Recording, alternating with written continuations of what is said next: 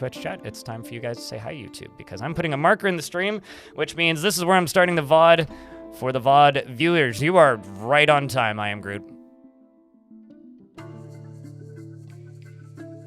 Right on time. You know, Darth Vader is my favorite evil mastermind who watches the VODs. Not to be confused with Sergeant Vader.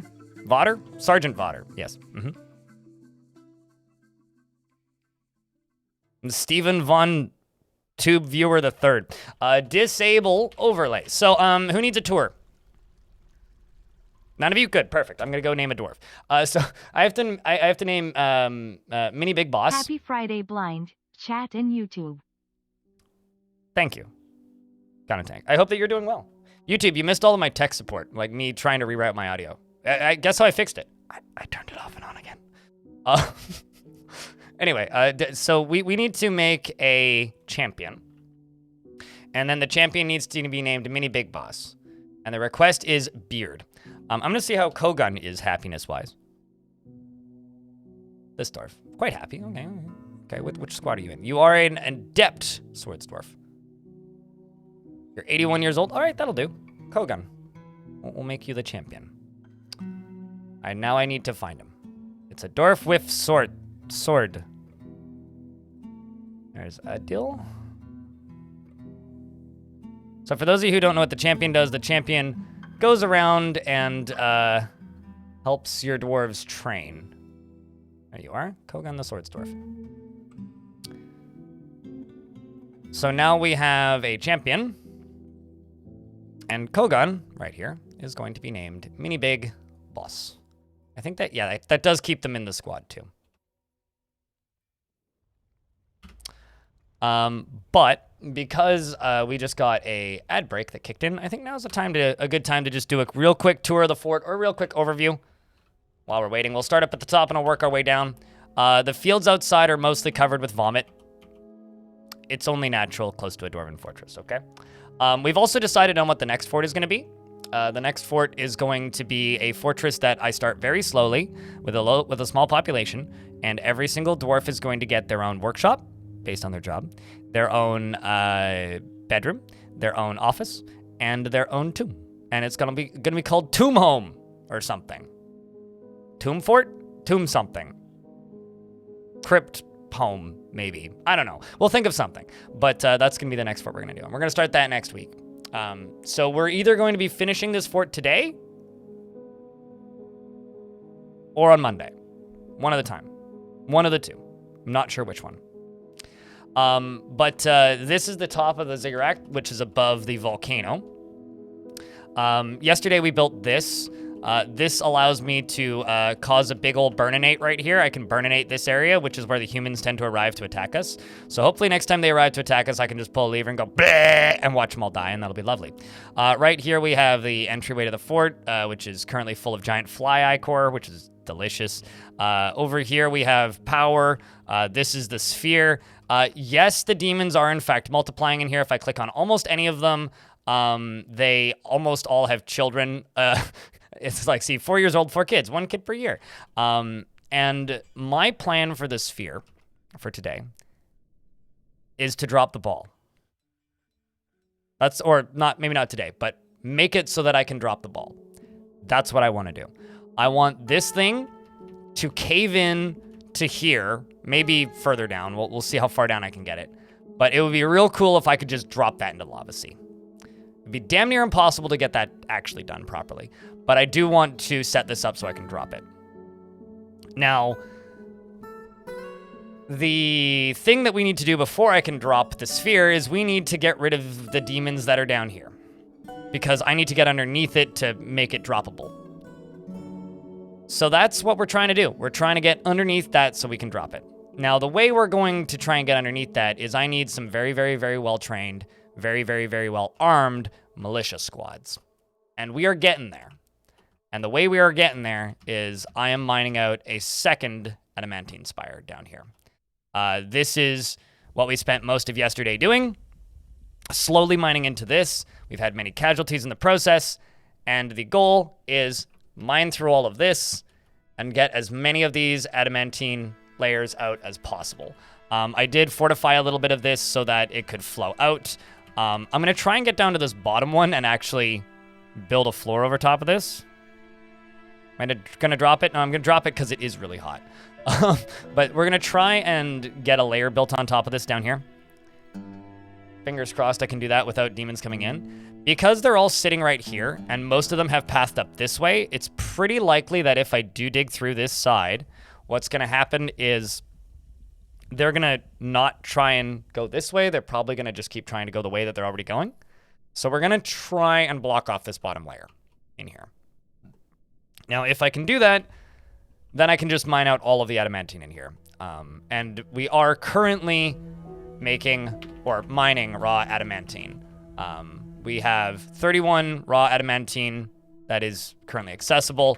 And as for wafers, we have 11. All right. So that's the current status. Let's read the names of the dwarves, and then I will read the personality for our brand new champion, rather. Oh, I see how that happens. Interesting.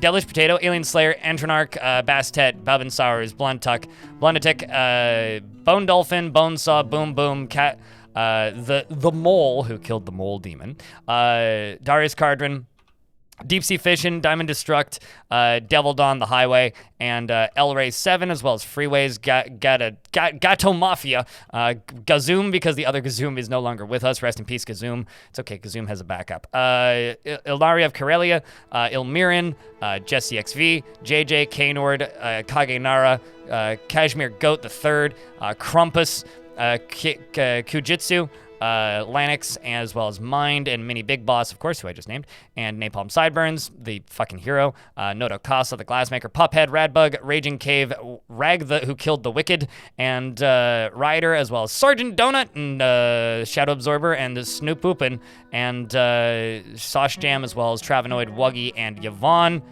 Does that say everybody? Yeah, rip little Elfie Bean. Well, Elfie is no longer with us. Oh, well, no, okay, not. No, Elfie Bean is with us still. Did I not read Elfie Bean? What?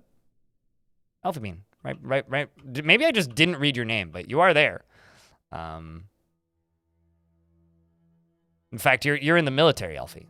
You're in the army now. Oh, we're in the army. You are in the frontline army too. I don't know if you're enjoying it. You don't seem to hate it, but you also don't seem to particularly like it. You seem to prefer performing and singing to being in the that's Elmiran, not Elfie. Where's Elfie? There's Elfie.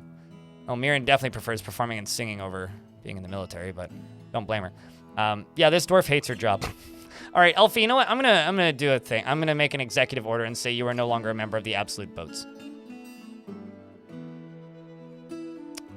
Because you don't seem to like it very much. So instead, I will swap you out for, let's say, Tosid and Cyril. We'll do that. Dwarf's on cooldown? Yeah. It'll be off cooldown at some point. Or you could subscribe at tier 2 and just nominate yourself with ! Dwarf.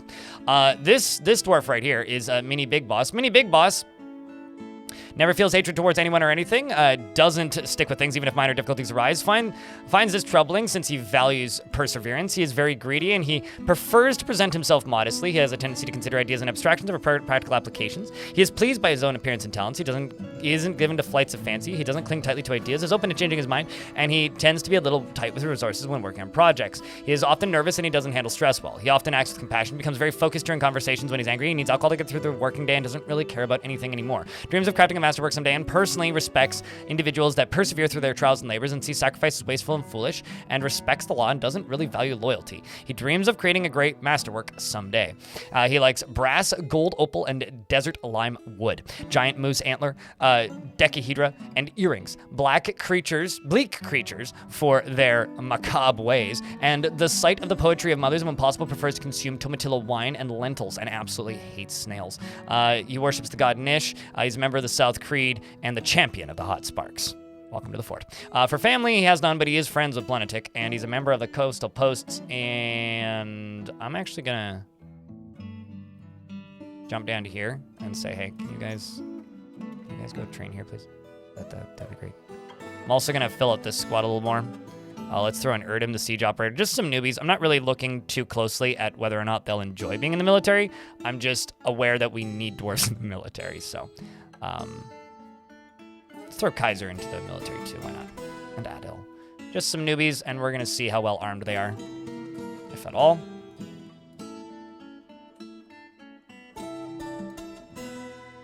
All right, not bad. We do need more pants, though. Okay, so. Another day, another dwarf. Twitch is weird. According to Zeros this month, and Zero streams, but I noticed I sent 80 chat messages. Oh, you mean like the streaks feature? I mean that feature felt like it wasn't ready to go out of beta. I almost feel like, and I could be wrong here.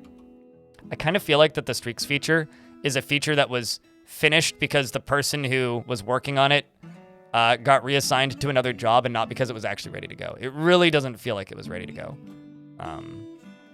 It feels very unfinished, to put it simply.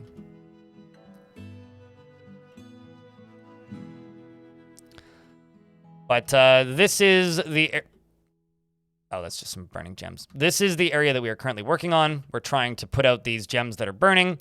We are mining out a lot of adamantine, and we are getting this area as fixed as we possibly can, and as finished and as completely harvested as we possibly can. We checked for heat. What devilry is this? Nobody caught fire. But these dwarves are having to choke on a lot of very gross smoke. Sounds like standard software development. What, military service? Standard software? I guess, yeah, go work for Unity and actually your government military contractor. Good luck. So, yeah, I guess checks out. I suppose that checks out. So, Chatroom, I have a question. Do you look at social media? And by social media, I mean like social media platforms. At all. And this goes for both chats, YouTube and Twitch. Do any of you guys actually use social media platforms? And if so, which ones? I'm not currently counting Discord, but sure, we can count Discord. Nope, waste of time. Word, you're on Twitter? I'm sorry. Discord, Twitch, YouTube, otherwise nope, Discord only, just Discord. Does read only count?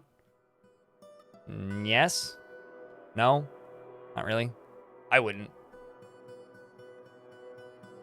Fediverse. Because at this point, like, I have Mastodon. I don't mind Mastodon. I quite like using Mastodon. But, like, I don't want to just post notifications about my stream being live on Mastodon. Something that I floated, like, that's totally fine. You're allowed to lurk. I appreciate the lurks, too. Something that I kind of loosely was talking about the other day. Specifically last week when I announced that I was going to be deleting Windows. I want to set up a Ghost. And Ghost is often used as a Patreon alternative, which is not what I want to use it for. But it's a self-hosted newsletter service. Or you can pay to have it hosted, and it's not expensive to pay to have it hosted. It's like $15 for up to 1,000 members or something. So I think I'm going to go grab that. And this is going to be something I'm going to set up on my time off, or look into on my time off and learn how to use, with the intention of basically making a newsletter. And in a newsletter, I could and like this would be work for me, right? So I'm intentionally making more work for me. But what I'm thinking is I could basically once a week send out a stream schedule, the games that I want to play, the games that I'm looking to play, and when I'll be live. And I think I might just do that. And instead of saying, hey, go follow me on Twitter or Blue Sky or Fediverse, like, if you want extra nonsense, you can. We're getting sieged by the humans, so I get to use the blaster. Ooh. If you want to use those services, you can, and like I sometimes look at them, but primarily I'm just going to say, if you want to get like notifications outside of Discord, just sign up for this newsletter. I think I'm just going to do that. You have YouTube Premium, but you don't read comments? Gotcha. So, who here was here yesterday for my setting up of the lava geyser?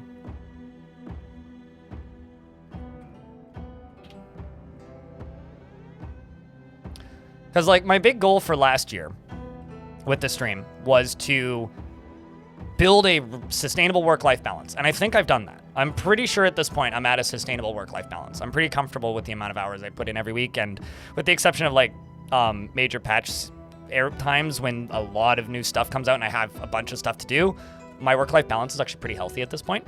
So my next goal is to break away from, like, the dependency of services that I don't have full control of. Of course, I'll still use them because, you know, I have to use Twitch and have to use YouTube and I have to use that stuff to a degree, but I'm gonna go pull this lever. They have the balls to ask me for a parlay. I'll give them a parlay that they literally can't refuse.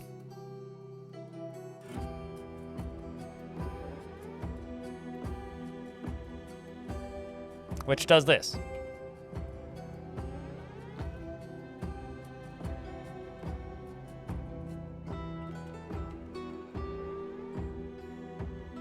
Parlay this.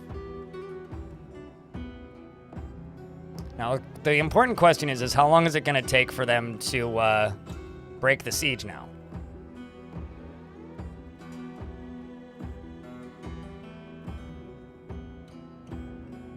Because, I mean, a lot of them are burning right now. A whole lot of them. I mean, this one's not burning yet somehow. About to start burning. Kind of surprised it hasn't broken the siege yet, actually. Does look like more than half of them have fallen, especially up top. Something has collapsed on the surface. I wonder why.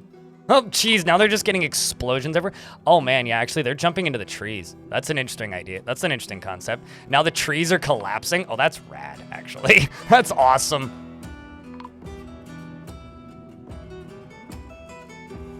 That is awesome. Poor puppers. I mean, the pupper is the enemy. That's all I can really say. I'm amazed this hasn't broken the siege yet.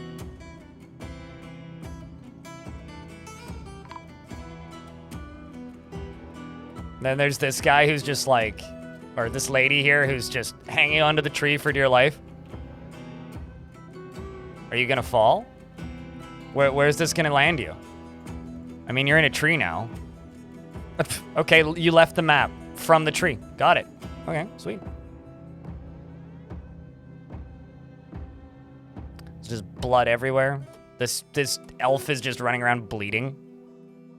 Probably just from the heat of her own of his own armor. Oh, doesn't even make it off the map. What a shame. All right, let's go turn this off. Sweet.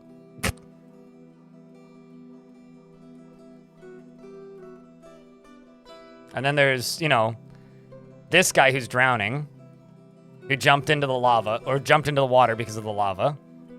And I'm sure that's going to work just great for him. Just great.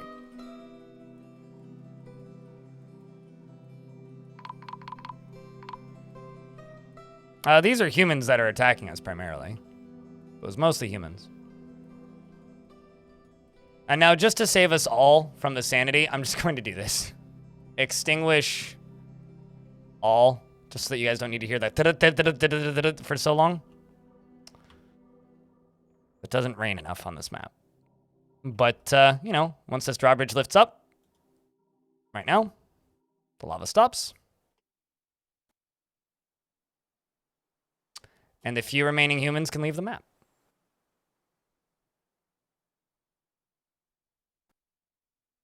The next thing I need to do, assuming I even have the opportunity to, I'm going to deny their parlay. How many of them are still on the map, actually? Almost, like, 4 of them. 1 of them. You are the one remaining survivor. 32 years old. Saw a lot of people die. Hasn't killed anybody before. Has no relations and is running to the edge of the map. Good luck with the next damned interview. Damned if you do, damned if you don't, definitely. How's the fort coming? Have you missed any fun yet? Yeah, well, you missed that. I burninated a human siege.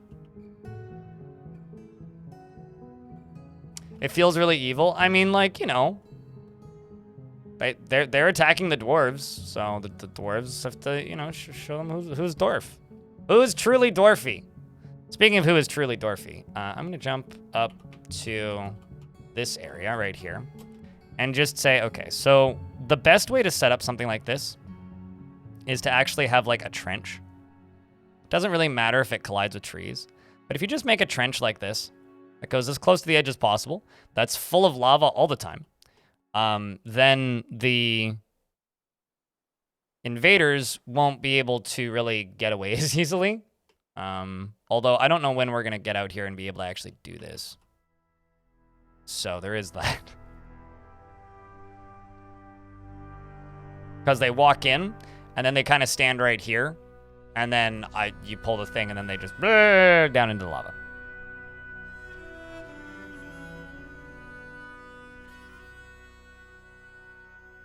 So the goal for yesterday, because we had like 20 massively pissed off dwarves, was to get this number below 10, and I've managed to get both of them below 10. Between making bedrooms for everybody and also, okay, so fill pond. Between making bedrooms for everybody and also, okay, well this one's done, so this is the one that's left.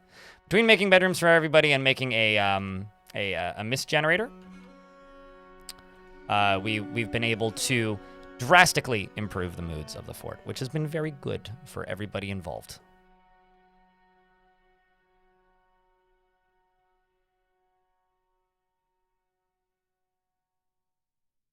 So there is one spooky wrinkle. Yesterday we were able to get a... Would a wall have the same effect? Yeah, I mean, well, not really. Well, yes and no. The reason a wall wouldn't have the same effect is I can allow the trench to let the lava drain. So what I can do is I can make the trench go down and off the map underground. And then I can put floodgates or bridges at the bottom of the trench, right next to the area where it goes off the map. And then I can pull a separate lever to stop that trench from, you know, infinitely draining, and then fill it up, and then it's quicker and easier to disperse it and doesn't cause like map-wide forest fires every time. So I would actually say a trench is better than a wall.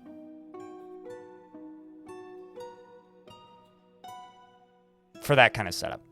And also, just for people who want to know how that thing works, once again, I didn't come up with this. The way lava works is lava, this is the layer that the lava is trying to get to, right? This is this layer that the volcano's on, right? Lava wants to be on level with the highest point that lava has been left at, right? So I'm pumping the lava out of the volcano into here, which goes up to here. So now anything that comes out of here is going to try and get level with this pump, right? So it goes down, and it goes all the way down to here, and it runs all the way along this, and then it actually goes down a bunch more just so I can have a large reservoir, which goes all the way down here, all the way along here, and then all the way up to here, and then upstairs, and then up here, and then up some more stairs, and then up, all the way to this bridge where it's blocked, right? So it's on this level right here, it fills up to the end of this, and it wants to be on level with this pump. So it's trying to get 2 levels higher than it currently is, meaning all I need to do is open this drawbridge, and I get 7 of 7 lava pumped out, just like bubbling up and out as quickly as the pump can pump it. And it fills up the area really quick and, you know, causes a little eruption. If you want to be super fancy with it, you could put like grates over top of it or like make it look all fancy, put some metal around the edge of it, put like a statue of a dwarf screaming or something, you know, do fun stuff like that. But for this, that's we took the easy route. I'm actually curious, do I have any... Okay, so there is an agitated giant wren on the map, and we do have some caged stuff. I'm debating maybe trying to send the dwarves out to get this stuff, but I'd have to do it very carefully. But we'll give it a minute, and I'll think about it.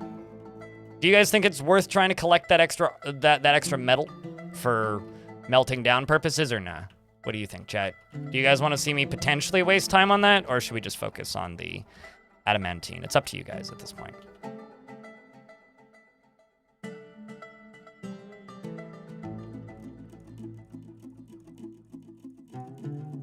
Here's the thing. If there's an issue with the redeems, unfortunately, I have absolutely no way of helping you. If there's an issue with the cookies, these have happened before. I would try restarting your browser and resetting your cookies, but other than that, I have literally no way to help you. If you would like a dwarf, if they are on cooldown for you permanently, all you can do is ask a tier 2 subscriber for a dwarf, because I literally am incapable of helping you. Unless somebody else gives it to you, like Napalm Sideburns. So Stormwolf, what kind of dwarf would you like?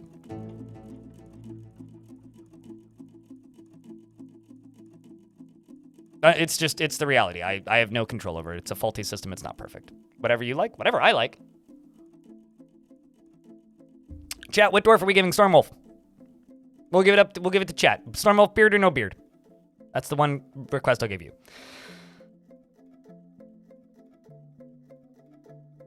No worries about spare medals. Okay. Still learning things about this game, this silly game. That's why it's fun, you know? No, I'm asking Stormwolf if they want a beard. It's up to you guys what job they get. I let the namey get to pick whether or not they have facial hair. Animal handler, ranger. Ooh, and you know, an animal caretaker is actually a pretty important job for this fort, but I don't really have. I have this one. We could go with this animal dissector. That's close. They are a competent animal caretaker. Go with that. Red Top?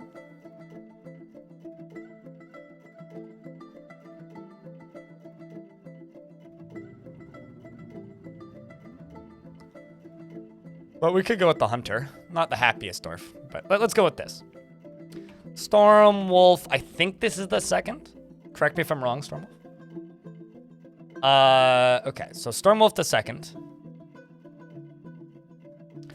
is unbelievably stubborn and will stick with things even with the most futile action once his mind is made up. He is gripped by crippling shyness, and he is not readily moved by art or natural beauty. He is conflicted by this as he values artwork and its creation. He is somewhat quarrelsome, and he is bothered by this since he values friendship. He is quite polite. He does not easily fall in love, rarely develops positive feelings, and he is troubled by this since he values romance. He is often feels discouraged and is quite comfortable with others that have a different appearance or culture.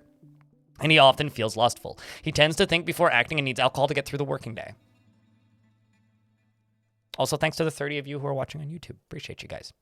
And he doesn't really care about anything anymore. He dreams of mastering a skill and personally believes war is preferable to peace in general, is somewhat put off by trade and commerce, and finds the ideas of independence and freedom somewhat foolish, and values romance. I think we should actually put this dwarf into the Marks Dwarf squad. Because it makes sense.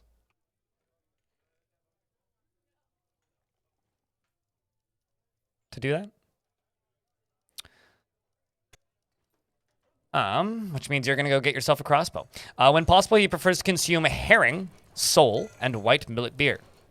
And absolutely hates purring maggots. His very long beard is braided, as you can see in the image. He has no friends nor family, and has been here since the autumn of the year 329. And it is now 334. Welcome to the fort. Extremely conflicted individual. Most dwarves are conflicted. I mean, who isn't conflicted in real life? Like, let's be real for a second here. Over here in the bedrooms, I'm just checking something cool. Everybody is bedroomed, which is good. Back down to the mines.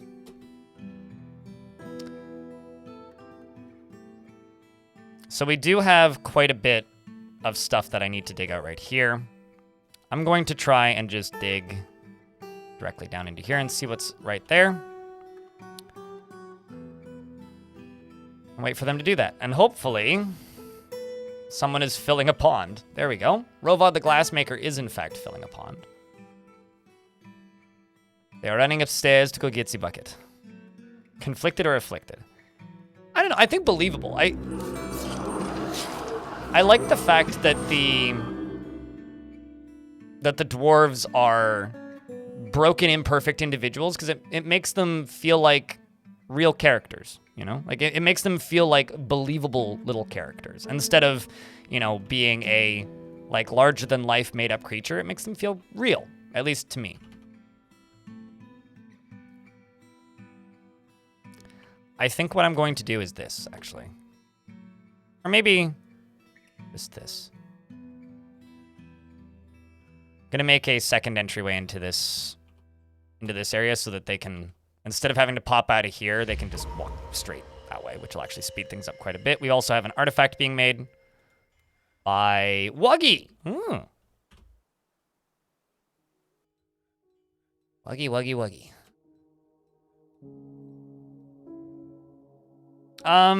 Not with your own dwarves. You cannot tell your dwarves to kill your own dwarves. You could make dwarves fight captured enemies. I mean, that's not hard. That's very simple. Like, very simple. It's just a matter of doing it. I mean, I've done stuff like that. I've had forts where dwarves would fight with, like, giants and things, but I also once had we had a fortress called Creature Keepers, which was one of my favorite forts I've ever done, actually. And Creature Keepers had a setup where I had a bunch of forgotten beasts trapped in hallways. And when we dug too deep in that fort, we sent the forgotten beasts down into hell. So we sent them to go fight the demons. So we had like dwarves versus demons for a good while there. Or, sorry, monsters versus demons. It was like Clash of the Titans, the fort. It was a real fun fort. Grabbing cleared diamonds, are we? So green glass, clear diamonds. What's next? Rough emeralds, lots of gems. It's this one that you claimed. Yep, okay. 2 pieces of raw green glass, clear diamonds, rough emeralds. We're in an ad break, but we'll just follow this dwarf.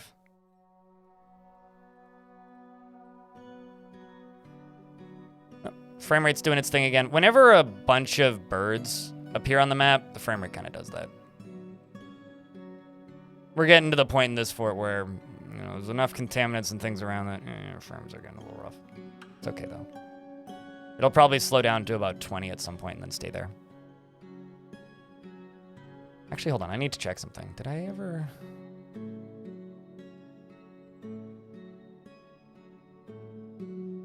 Yes, okay. I was just saying, do I still... Oh, shit. I don't have walking around spread splatter. Oh, I like that feature. You have to turn that on. So many gems. This is going to be an expensive artifact. And adamantine wafers? Oh, boy. Wuggy going for maximum value. Speaking of, 22 wafers. Are we making anything out of adamantine right now? Oh, also, yesterday we set up a full paper making and book making and scroll making industry. So we are pressing paper and making scrolls and quires and codexes and book bindings, and we are binding written books as they get copied.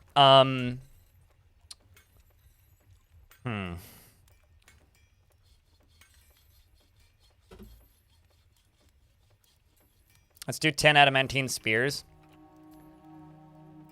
And actually, hold on. Let's go here.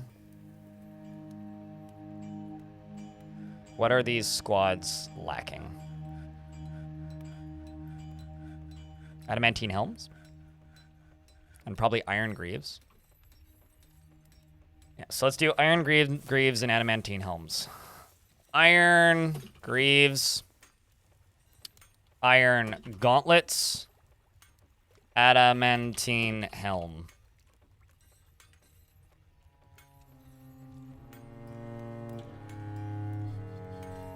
Do I have contact to the devs and creators? Ooh, do I? So I do quarterly interviews where they come on stream and we chat. Can you use adamantine to make paper? No. No, you can't. I could make adamantine book bindings though. But yeah, if you go to my YouTube channel, I have a playlist called Bay 12 Game Talks, which I realize isn't exactly like the most like roll off the tongue smoothly thing. But I think it has 12 now, including the talks I've done with Putnam. I've also been talking with Putnam about doing another interview, but Putnam wants to wait for adventure mode to be more shippable. Raw green, because right now it's just like, there's a lot of issues and we're fixing them, kind of thing. Raw green glass, brilliant clear diamonds, rough emeralds, dog leather, square brilliant clear diamonds, adamantine wafers, cashew wood logs, and emerald cut black diamonds. Any bets on what this dwarf is making? It's a glassworker's workshop. It's going to be this is probably going to be the most valuable thing in the fort, actually, if I had to bet. Yeah, I'm unofficial official to the point where people think I work for KitFox sometimes. Which I don't. I applied for a job there once and I got a no.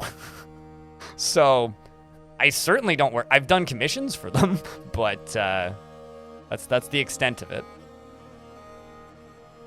Thank you, Domino.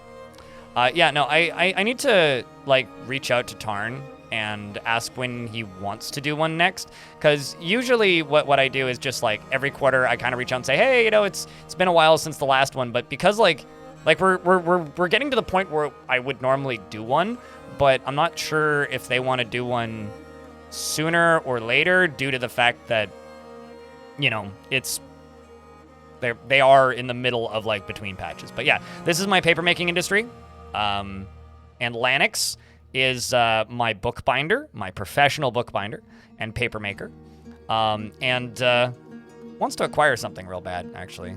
But I mean, I don't know what more I can make for you right now. We're mashing plants into slurries when they become available once a month. We're then making those into paper sheets. Those paper sheets then get put into this stockpile, and then this dwarf makes quires and is also making book bindings.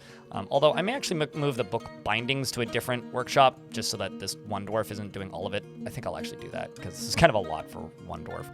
So I'm actually going to remove that job and instead move up to here and get this shop up here to do book bindings.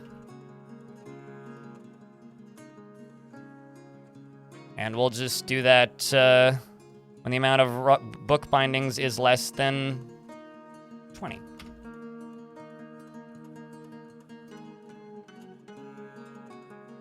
And how often do I want to repeat that? Let's say monthly. Letting Tarn end the UI saga might be a smart thing to wait for with the interviews. Yeah, I mean, that's what I want to do is like the next time I talk with him, I want it to be like, you're done making UI. Now what? And the answer is probably going to be fixing bugs.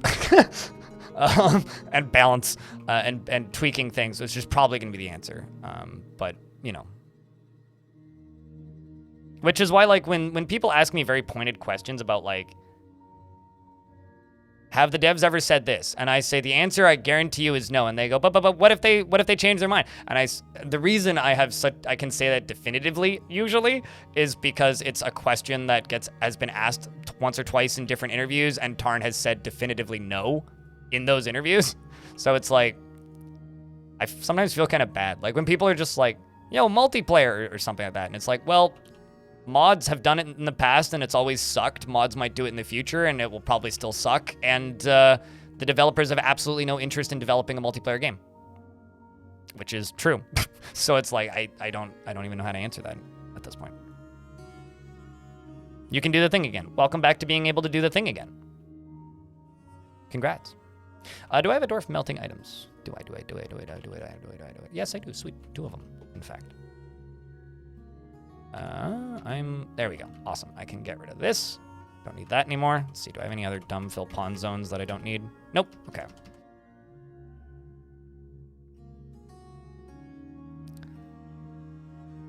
Okay, so you went directly into that, which is fine. That's not too hard to deal with.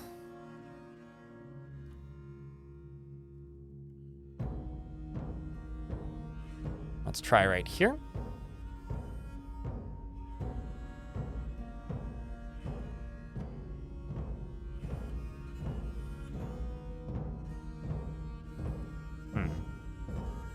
So there is a opening back here. The way I'm doing this is I'm looking through the see-through glass, which is kind of an exploit. But I'm on the record of really not liking this kind of, like, you know, mysterious walls studded with gems mechanics, so.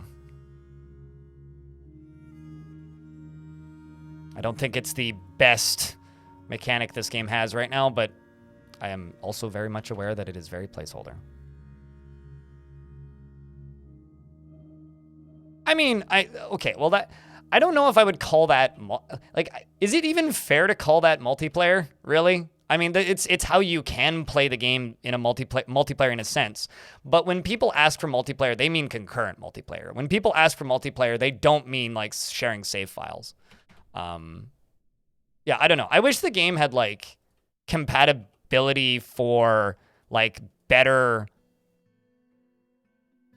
What's the word I'm looking for here? Making sharing save files easier, which will probably happen at some point, but that's not multiplayer, right? That's not what people are asking for. When people ask for multiplayer, they want concurrent multiplayer. They don't want, like, you know, succession forts.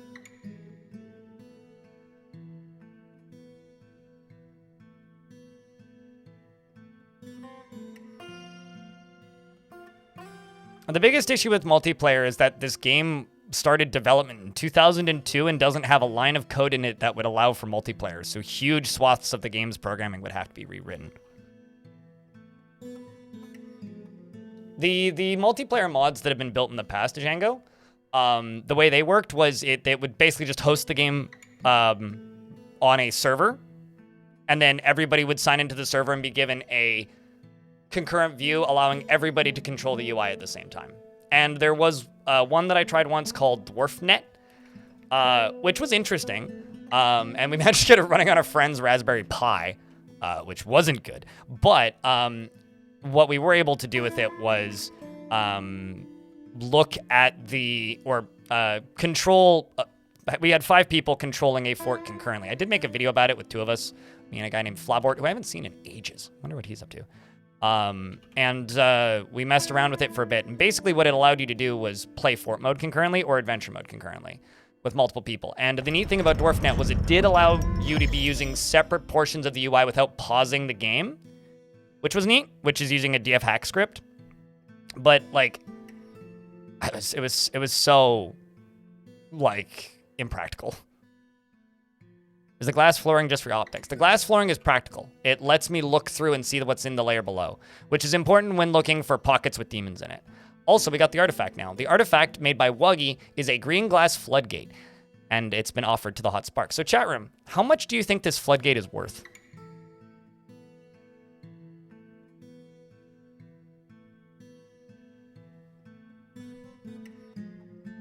Yeah, I mean, it would never really work, but... You know what I do want? I don't want that Big Bang. I don't want what you just suggested, but what I do really want, especially after that short that I made out of Fog's animation, I want an official Among Us adventure mode. Or not adventure mode. I want an official Among Us Dwarf Fortress crossover. Because, like, come on. Come on.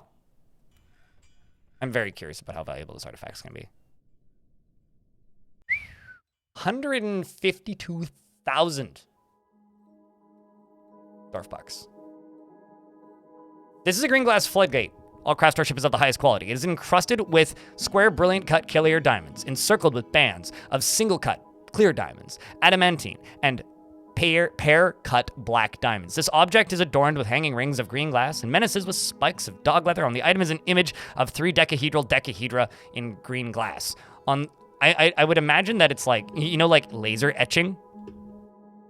Like when you can, like, have a carving inside of a block of glass. That's got to be what the decahedra is like, right?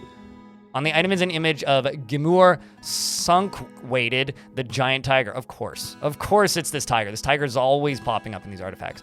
The artwork relates to the settling of the giant tiger in sunk-weighted in the Fortress of Speech in 36. On the item is an image of a trillion-cut gem in cashew wood. You were so close. Yeah, pretty much. I'd gift you a sub, but you already have one. How about, did anybody else nail it? Chat, I think that Sharkberry Pizza should get a dwarf for that. You know, they almost got the number on the dot. What do you think? Do we permit this? Will you guys permit me to break my own rules and give them a dwarf for guessing it?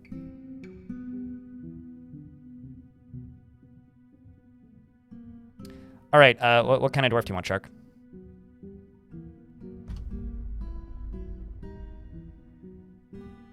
Beard or no beard? And if you have an idea of an approximate job that I can reasonably fulfill, let me know.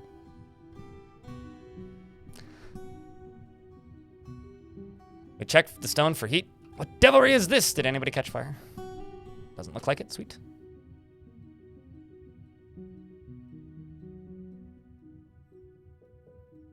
Do I have a broker? Yeah, actually.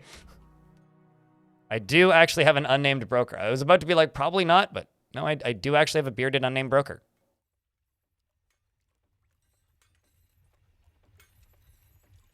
You know, I gotta say, Sharkberry sounds like a D&D character to me. What's your name? I'm Sharkberry, and I have my axe, and I'm here to chop down trees and hack up goblins. Bada. Apparently David in chat is sleeping on the job. Wake up. Anyway. Sharkberry is gripped by crippling shyness, becomes completely helpless in stressful situations, and never acts without prolonged deliberation, even to his own detriment and the harm of those around him. He very rarely develops negative feelings towards things, is very quick to anger, and presents himself modestly, frowns on any flashy accoutrements, often feels discouraged, and is slow to trust others, isn't given to flights of fancy, and doesn't go out of his way to help others.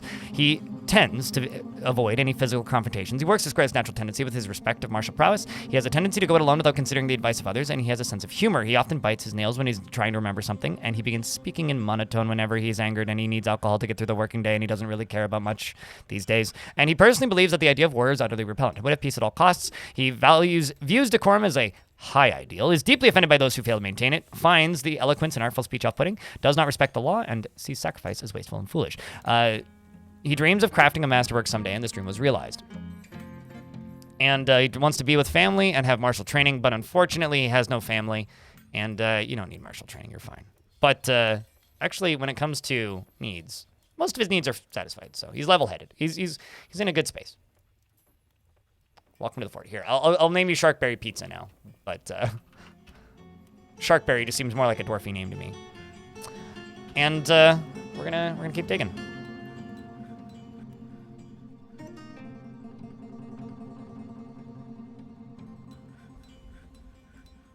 So we're gonna channel through this because I know that there's an opening in here.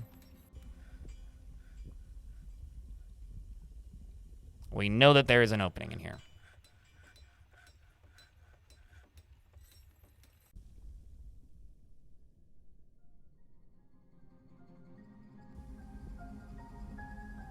How does that make sense? Well, why do you have...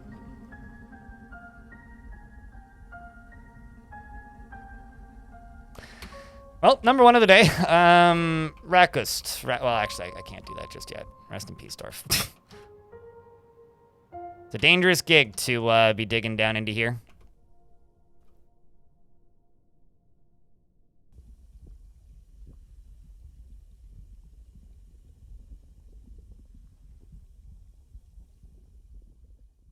Burn, Dwarf, burn.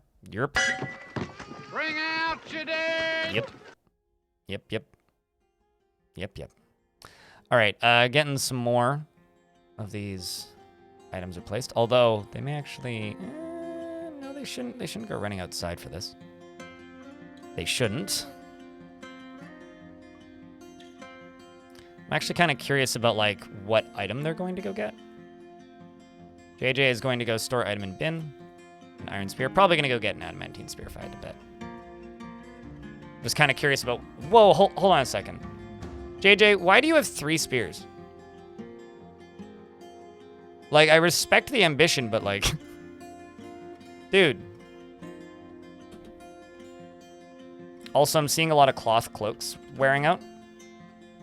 So I'm going to go to here. He's a walking pincushion. Maybe he's a collector. We'll go with that.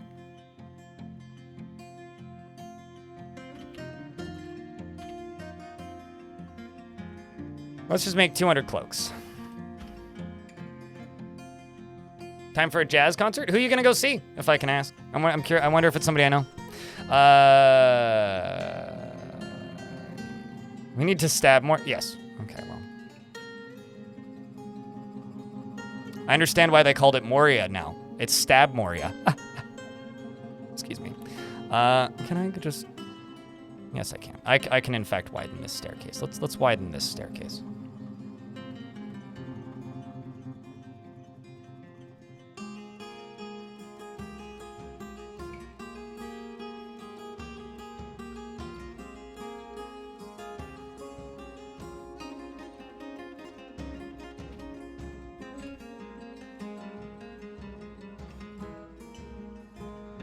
Man. Why there's so much lava here? You're really killing my groove here, game. Bit of a buzzkill, yo. Okay, so what I'm gonna do is I'm just gonna go. Okay, maybe not right all the way to there, but what's beneath this? Okay, well that's annoying. That's gonna be a pain to dig through. I could pump it into the lava, but that's dangerous. Okay, well, what I'll do is this.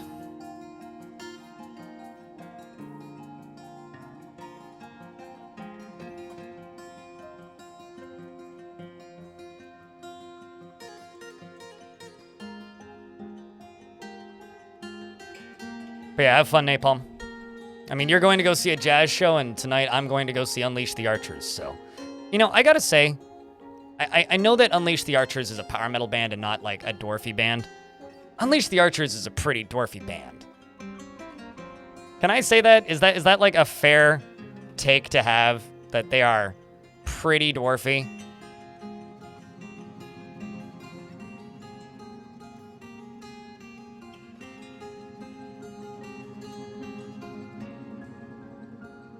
It's like, are they the dwarfy band? It's like, well, no. I mean, obviously that's Windrose, even though I don't like Windrose all that much. But they're still pretty dwarfy.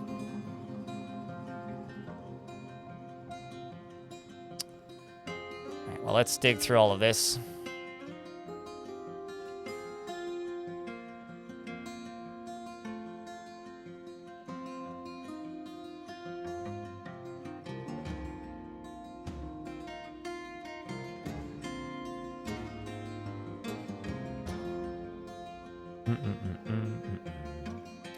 Awakening. Just Unleash the Archers, Awakening. Unleash the Archers is the band from Vancouver that is recent enough that, like, they put out their first album in 2009, and they're on, like, Napalm Records, I think?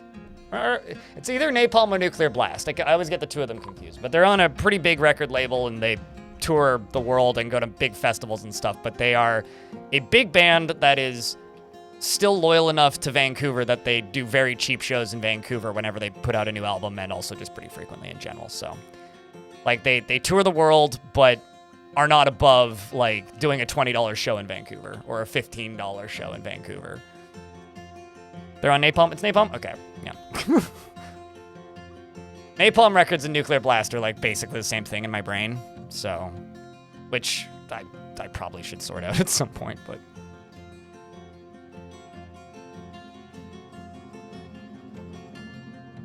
They both have great bands. They both have great bands, but, like, I'll be completely honest with you. There's a lot of slop on both of those record labels. Like, Napalm is a very good record label sometimes. Like, you know, Ginger's on Napalm. Like, there's a lot of really good bands on Napalm. But there's also some bands that are like, why do you exist? That are on both of those labels. Or, like, bands that just don't feel like real bands. Like, they're labels that, for as many great, like, unique, interesting bands as they have equal number, like, fake bands that are just, like, put together or manufactured by the record label to tour with those other bands, and it's that kind of sucks. I'm not super into that, but you hear big band and you think big band. Okay, got it. Yep. It's really cool of them, though. The best show that I've been to, or one of the best, I've been to a lot of really good shows already this year, but one of the best shows I went to this year, like maybe top 3, was a band called Neck of the Woods. And, like, these are guys where my YouTube videos get more views than their music videos. Like, this is Back up, dwarfs. Run. Oh, Whew. This is a band where my YouTube videos get more views than their music videos a lot of the time. Swordsdwarf was found dead. I beg your pardon. Oh, come on.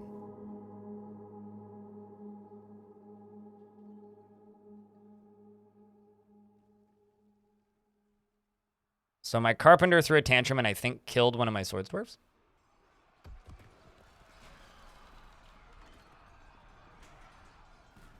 Moma's... no.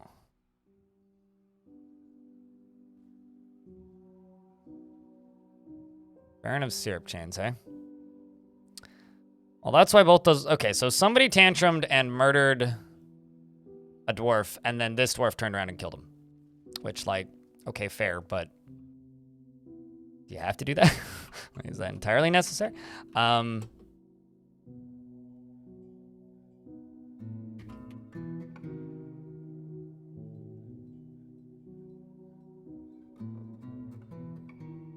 Fight. I mean, do we have to? Like, can we talk this out? Can we do this peacefully, guys? Grr. It's fine.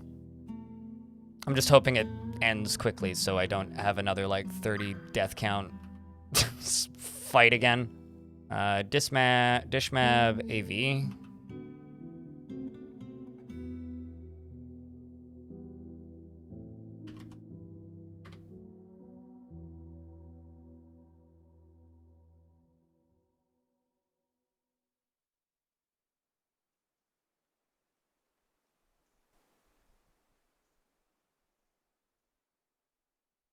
What was your name? LAZ.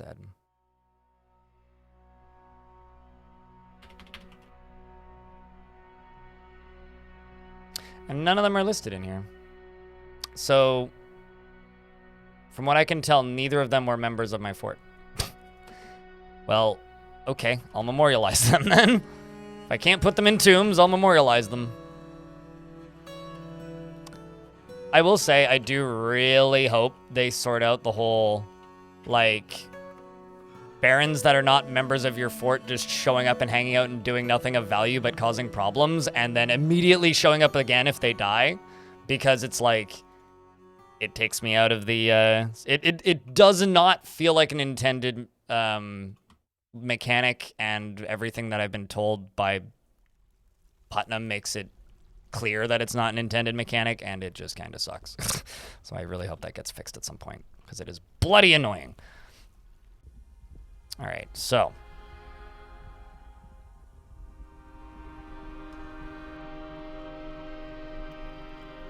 I'm a Dwarf Fortress celebrity. I don't like, can I be a reporter? I don't like being a celebrity. Being a celebrity is weird.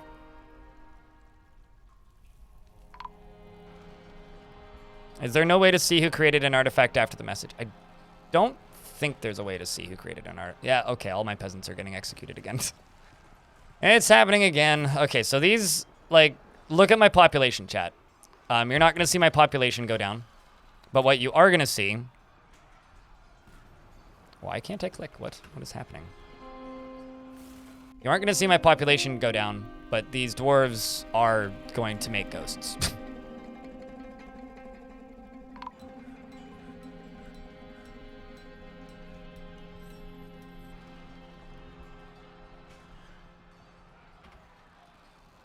And I, can't even memorialize them, so.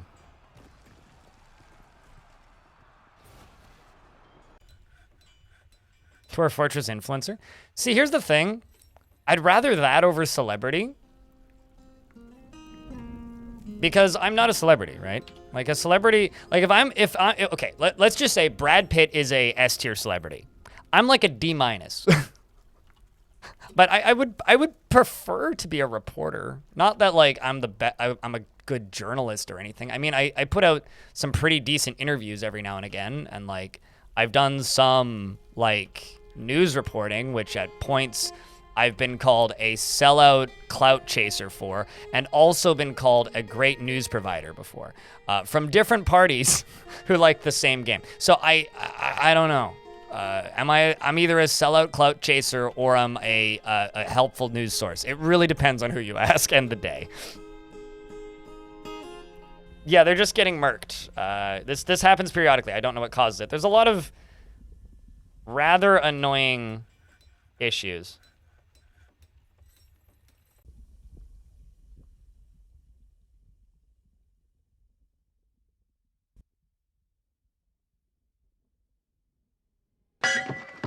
Bring out your dead.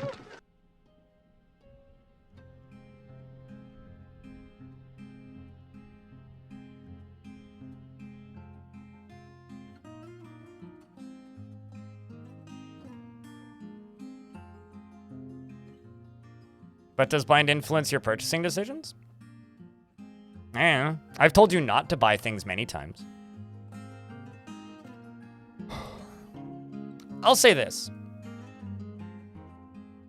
There are other ways of referring to a person who makes people aware of products that isn't just influencer that I prefer a lot more. But, you know. Okay, that can go away. Just making sure that these stairs are leading to somewhere. The glass ones will.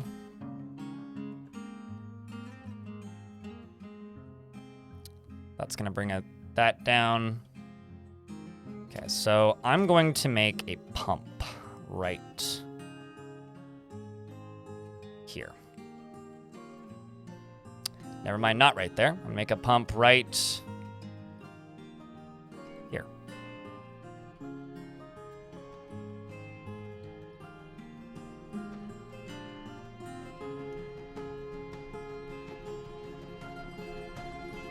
I will always be the DF guy. That's fine.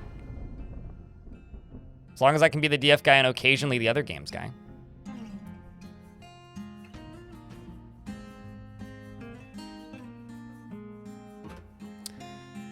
Yee-hoo, how do? It's good to see you, Rad Dog. That's a good, congratulations on the 3 streams in a row. No, this isn't a tavern brawl, right? Like, a tavern brawl is a specific thing that has a notification involved with it, and it's mostly your own dwarves fighting. A tavern brawl is your dwarves fighting with your dwarves, not your military just decides to execute every noble. This is something different. This is something new. And also, tavern brawls are intentional in a design mechanic, whereas this. I don't know who that is. G-Fin, who is that? Like, in order to be a pitchman, wouldn't I have to be getting paid by the people making the thing, though?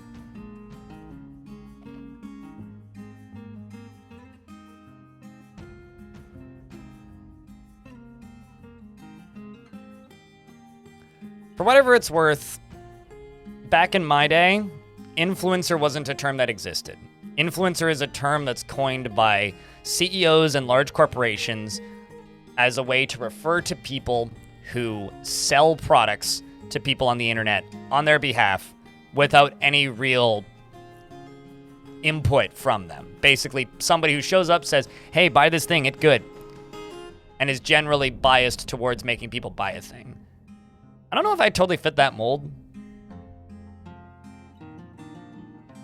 Smokeless ashtrays and the like? Okay, I have no idea who this person is. Weird Al did a song. I don't listen to Weird Al, though. Like, at all. Not of my own free will, anyway. Sometimes people inflict Weird Al on me, but I don't really intentionally listen to Weird Al ever.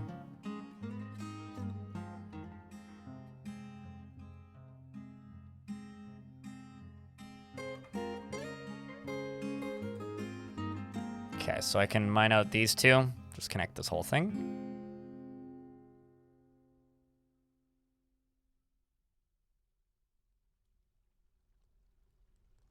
Whew. That is bad. That is really bad. That is really bad. Please fill this in. Fill this in stat. Fill this in right now because demons can get into the fort right now. Please fill that in. Please, please, please, please fill that in. Somebody please get your butt down here and fill that in. God damn it, can somebody please fill that hole? That just could anyone please, right? At any point. You also purchased CUD and Acra and DF because of watching blind. Here's the thing. I don't want to be like, I'm not an influencer unless it's things that are cool. But like that would still make me, I don't even. Normally influencer from the way I see won't put the number of hours. To me, an influencer is somebody who is self-interested, whereas a creator or a reporter is somebody who is interested in a genre or a type of product. Like, it's less specific, I guess. I don't know how good of an example that is. What the hell are my dwarves doing right now?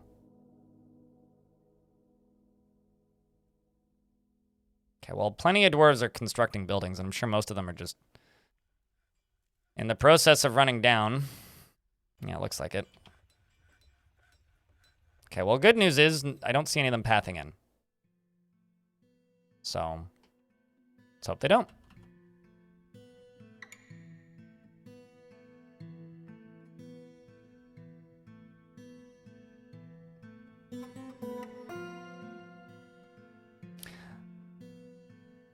I mean, here's the thing. I'm not a reporter. I'm not a journalist, right? Like, very much 100%. That's one thing I can tell you for fact is I am most assuredly, definitely not a journalist. So I don't even know if reporter fits me that well. But what I can say is I also equal parts don't generally fit the definition of influencer either. I just saw something moving over there. It may have just been a fire snake. I'm not sure.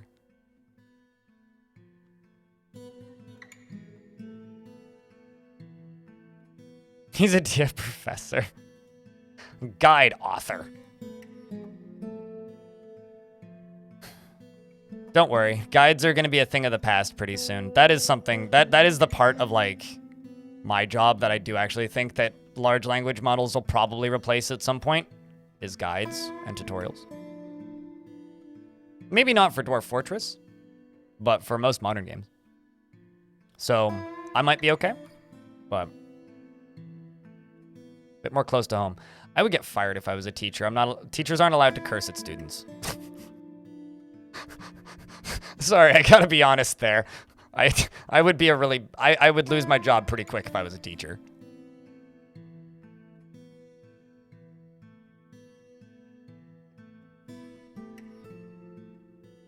The Dwarfessor. Shh. Call it your at students?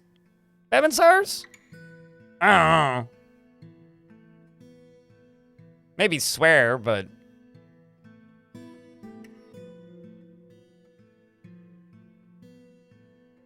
influencer sounds like a disease. To me, influencer does sound like a job title. But it sounds like a job title in the way Chief Production Officer sounds. Or like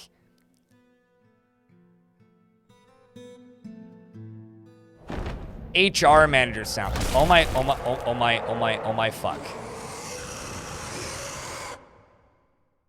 The dragon Inaira Thasifa Feti Siquara has come. A gigantic reptilian creature. It is magical and can breathe fire. Please. Please don't be female. Please don't be female. Please don't be female.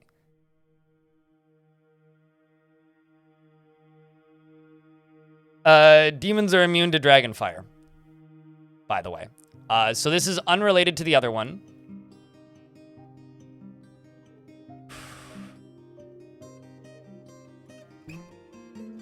Okay, so none of these have...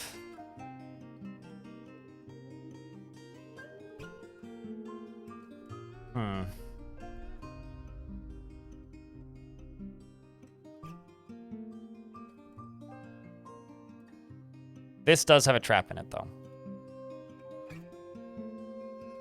The question is, do I pull this lever and wait for it to path in so that I can deconstruct this so it's not going to hurt itself on the traps? Or do we hope that it goes at an angle?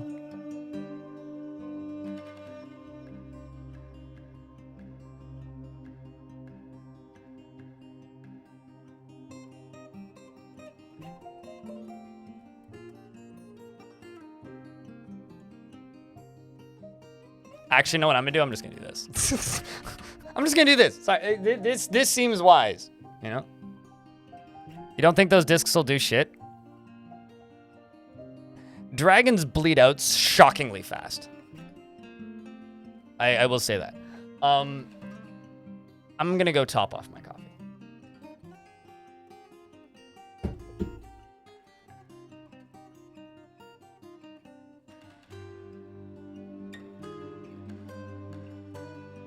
Heal, damn it.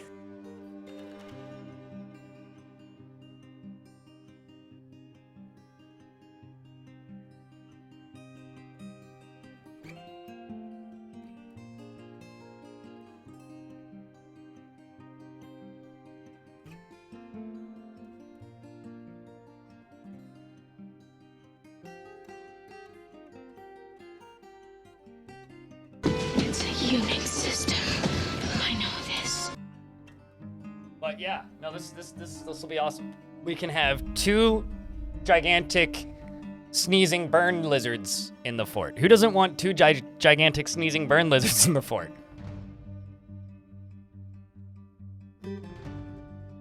Okay, so let's just stare at this.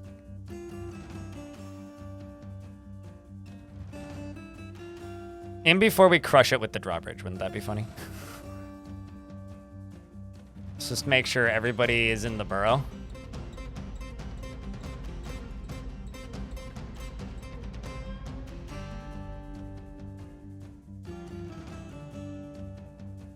Okay, should be good.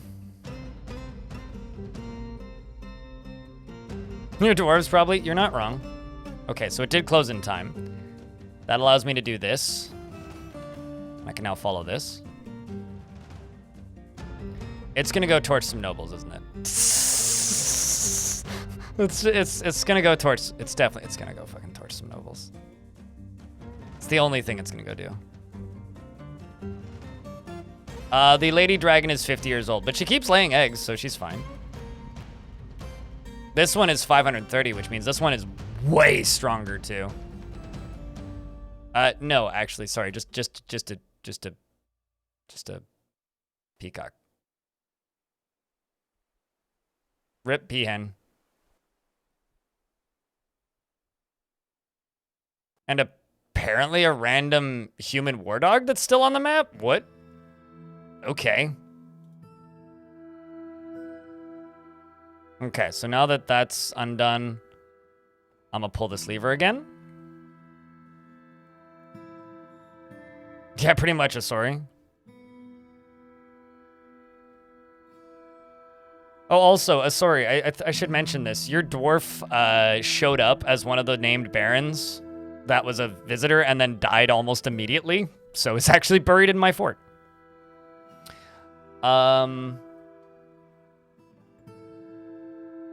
Let's follow the dragon.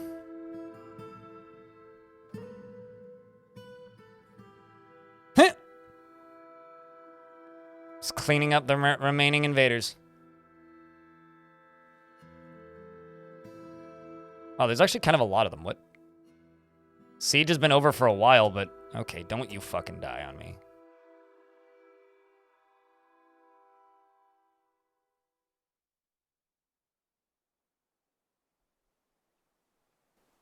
No, Django. No, this is a save file that I had running before that. Fallout Rain, what kind of dwarf would you like? Anyone is good? Anyone? Literally anyone? Okay. 1, 2, 3. How's Endok the Lady Mace Lord sound? Thumbs up? Yes, no? Maybe so.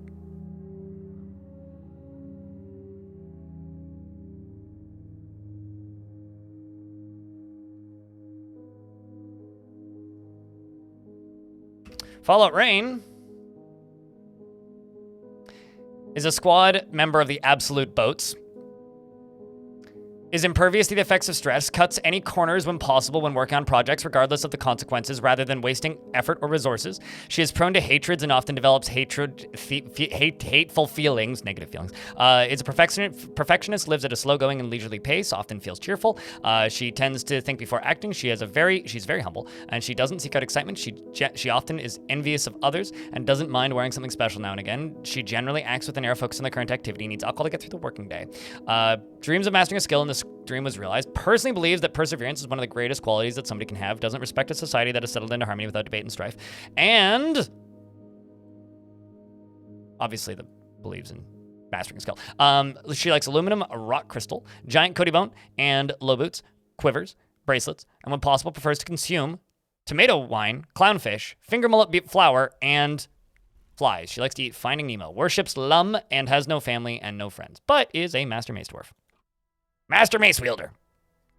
Back to the matter at hand.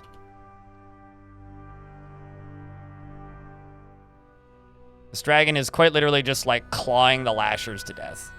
The few remaining humans on the map from that siege. Oh, well. This is my life now, I suppose, because it almost never rains on this map. Okay, so dragon is now heading directly towards the fortress.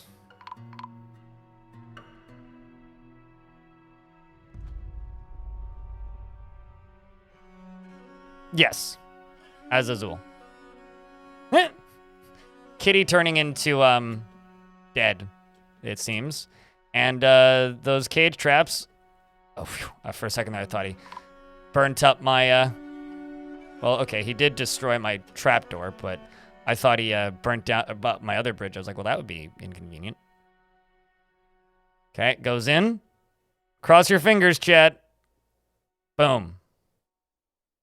And just like that, we have a dragon in a cage. For the umptillionth time, elves do not care about forests burning because it doesn't count as chopping trees down. And you also don't get logs from it. So nobody benefits.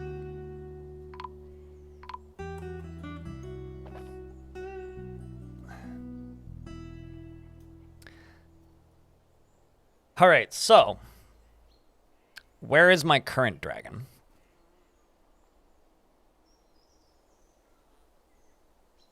Who are you bonded with? Bonded with several different humans.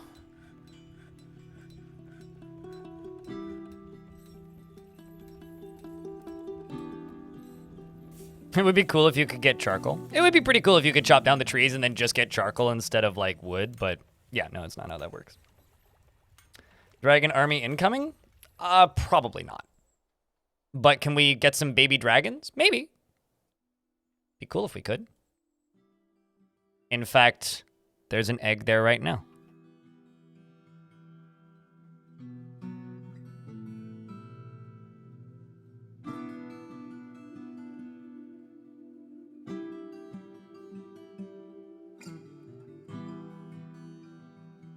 We do, in fact, have a breeding pair. Yes. So, if I go to other and type in cage...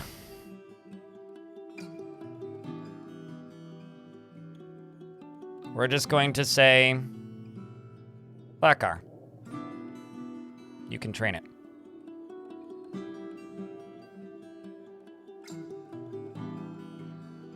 I mean, we've been eating dragon omelets for God knows how long.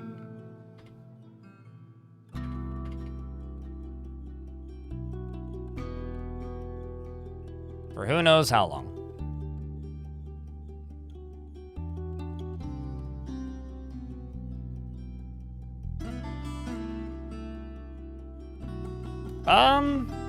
I don't know. I'm not gonna release it from the cage until it's trained anyway. Like, we're trying to tame it right now. While this is all being worked on, I'm gonna jump back down to here. Get this worked on so that we can get this dug down into here and all the way over to there, because then we can start draining this.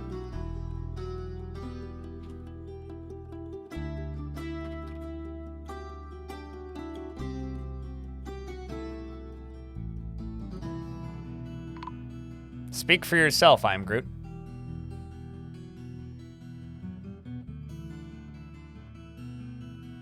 Oh yeah, no, it's absolutely going to be trained really quick. Yeah, no, I'm not too concerned about this. This will be a very fast turnaround time because we have some knowledge. The most important thing that I can gain from this is this faction can gain some knowledge of, I'm just going to do this. Extinguish -all. Just so that it stops. So you guys don't need to hear the every couple seconds, and I don't need to panic every time thinking that there's a fight breaking out or something. No, this process of this will probably go pretty quick. The whole training it thing. The hope here is that we can get some baby dragons born and get those dragons tamed quickly. I like how my dwarves would write books about dragon breeding. Yeah, well, it's gonna take a little longer than that. Okay, so let's see. Okay. They're both trained. Look at that. Speedy Gonzalez. Excellent. All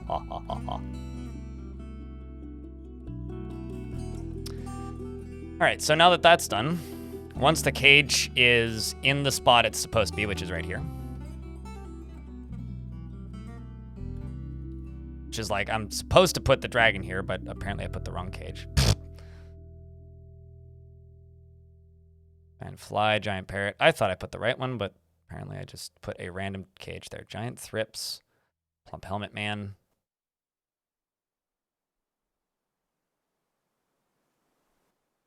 Okay, you know what? I will just put the other dragon here. We'll just do it that way. It's easier. Oh, it's a copper cage? Oh, okay.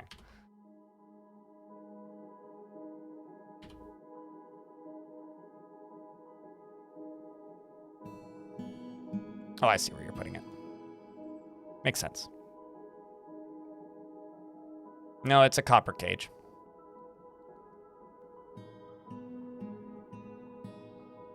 You know, I'll bet you that Seattle has a lot of cash wood because most of their money is not cash.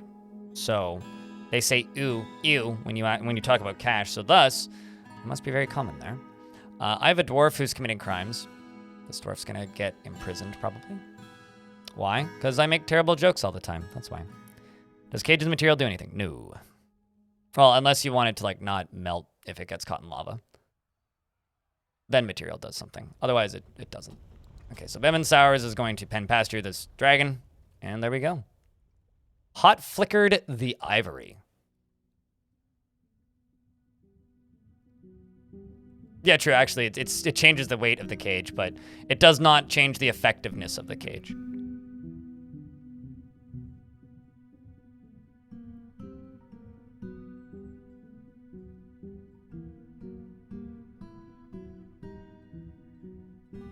That dragon is huge. I mean, it's the same size as any other adult dragon sprite, but they don't get to full grown until they're 1,000 years old. So this one is about half size, which means if I go to the Dwarf Fortress wiki,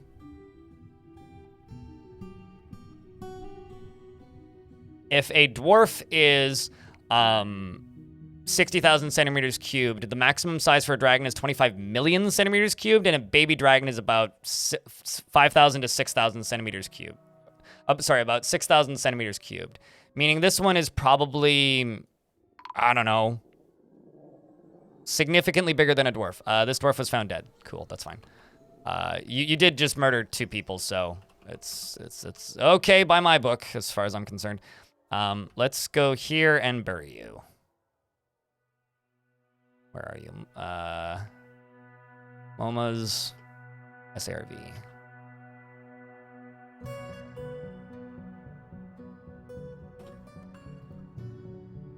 Rest in peace, Dwarf. What's my longest living fort? 475 years. I could have gone longer, but I honestly just got bored. Okay, so the dragon egg is forbidden. And this dragon lives here now. Which means, here's hoping, we can get this egg fertilized. Although I might need to unforbid it. So what I'm actually going to do is I'm going to forbid this door and unforbid it, because I don't actually know if you need to do something specific to fertilize it or if we need a new egg.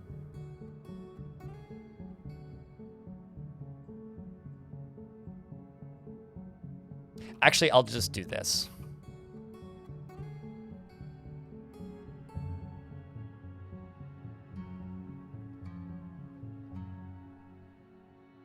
Let's just say dragon. Do not put dragon egg into there. So that would be that too. How about you? Do you have eggs? Do not put dragon eggs into here. Do not put dragon eggs into here.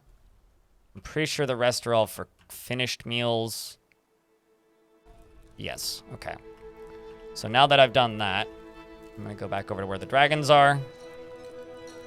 Unlock this door so we can keep training them. Check this. Sweet. We should be good. Hey, Dark and Dawn, what's up?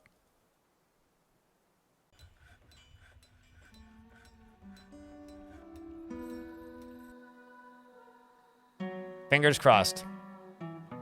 Fingers crossed.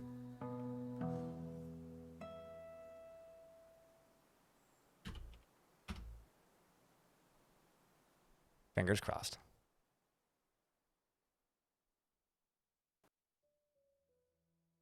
Now it's just a matter of time. Looks like they're having fun. Well, they're cuddling, that's for sure.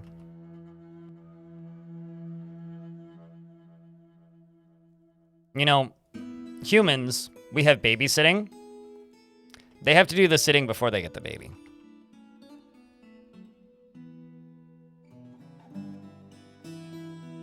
Back soon for realsies. Alrighties. We get to have, hopefully, some of the cutest sprites in the game in this fort pretty soon. And I'm looking forward to it. Should be fun.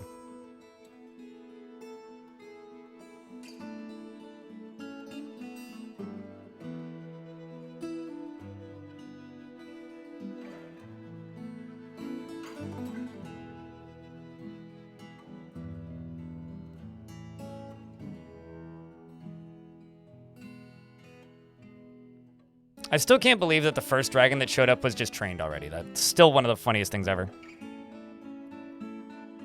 This is true. Baby do sit before it walk. You're not wrong. That was my attempt at another terrible, horrible, bad joke for terrible, horrible, bad humor people like me. But, you know, sometimes I succeed and sometimes I don't. Is what a new change. Fly kick.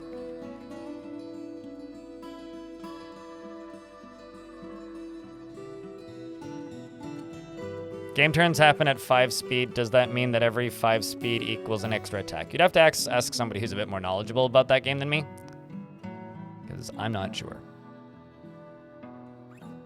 about the like specifics of the mechanics of that game, because there's a lot of them.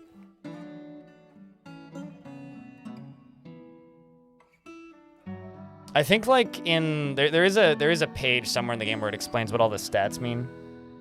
Okay, so sure, but not new. Fly kick. I mean, dragons have been trainable for a really long time. The thing is, they weren't tameable because they didn't have a baby tag at any point. They've had a baby tag now. Oh boy, since the baby animal sprites were added. So for quite some time, they have had that. So I wouldn't. Can we call that new? It's been in the game for like almost maybe a year, not longer.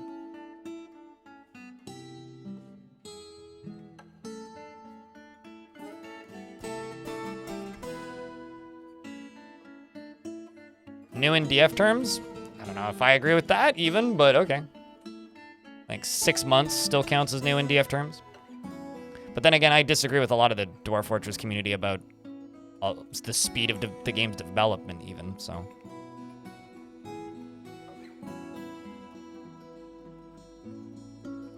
I think it's just a lot of people in the Dwarf Fortress community don't pay attention. And then are surprised when they see changes, and then they're like, wow, I wish this game got updates more often. And it's like, but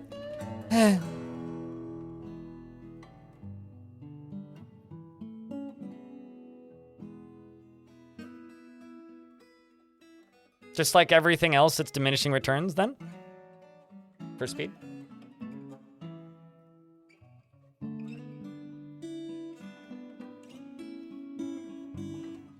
Yeah, it's like I actually, you know, it might not be the community being unaware. It might actually just be the marketing for this game is really bad. And kind of always has been. And unless you are paying attention, you miss it because they don't get a particularly wide reach when they update the game. It's like, I had somebody arguing with me once and refusing to believe that there was a period of time there where this game got an update every like 8 weeks for like a year for a bit there. But like, I had to go through the blog and like show them the actual blog posts of the updates coming in because he was like, no, this game updates like once every other year. It's like, no, like there was a period there for quite some time where it pulled an update every couple weeks. A lot of them were small bug fixes, but like it goes through periods of really rapid updates.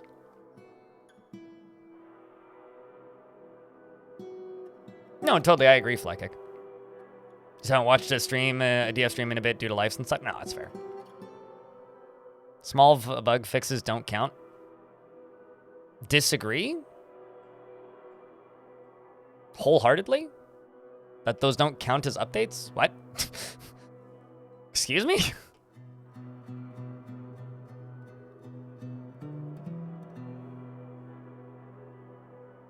Okay, so let's go down here and forbid these.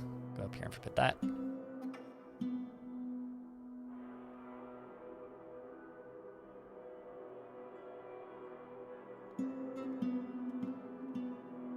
Yeah, I would say that the bug fixes are sometimes more important than the content updates.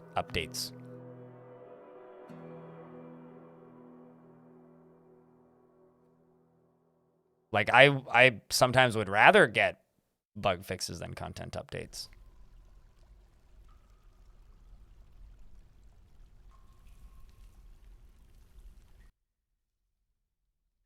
I just realized I posted a screenshot of dragons on my Discord, and I didn't manage to get both of the dragons in the screenshot region. Look at me.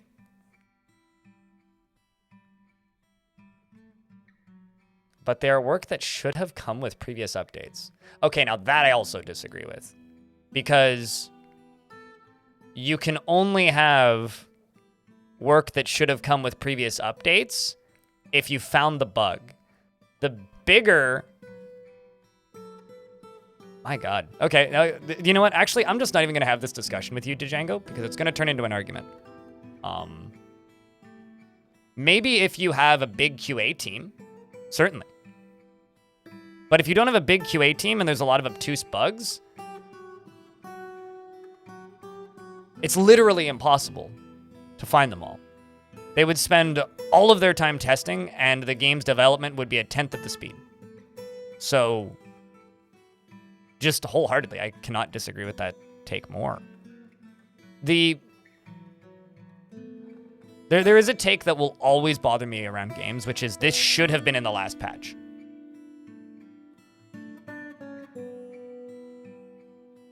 We're talking software here. What?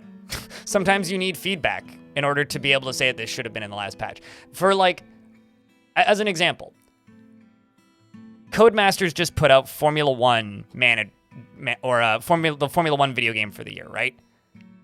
Weather still doesn't sync between players and multiplayer matches. That's something that should have been in the game, right? It should have been in the game 2 years ago. But a studio of 2 people with 1 contractor and 4 contracted artists releasing a patch and then releasing 6 patches in the next month, fixing bugs, isn't the same thing. So I completely disagree with you. You're saying that they should release bugless software.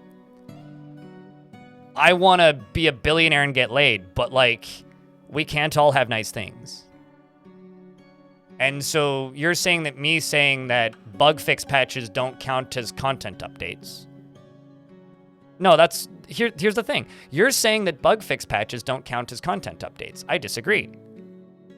Because fixing content is still a content update.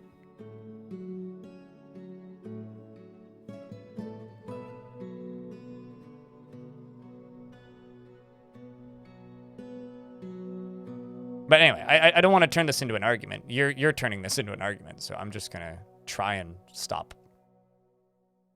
Why did you have 3 hoods on? Oh, I see. It was okay.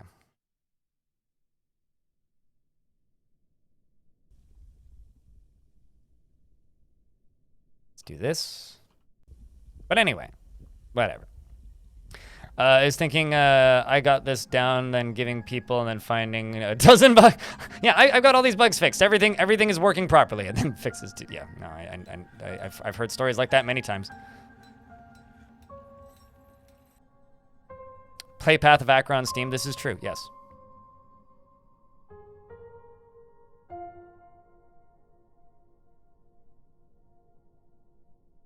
I'm kind of personally saddened that like none of the bigger streamers who I know, who I pestered to play Path of Acro did. There's been a few bigger streamers who picked that game up a little bit, but sad.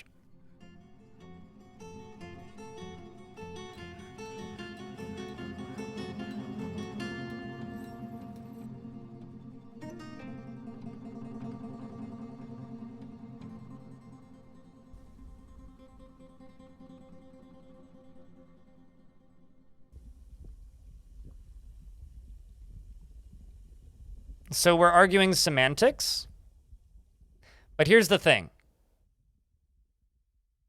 I disagree with your take on semantics, Django. Like that's the end of the discussion. Is I disagree, and it seems like most of chat disagrees as well. So you're entitled to your opinion, and that's totally fine. Can we drop it now, please?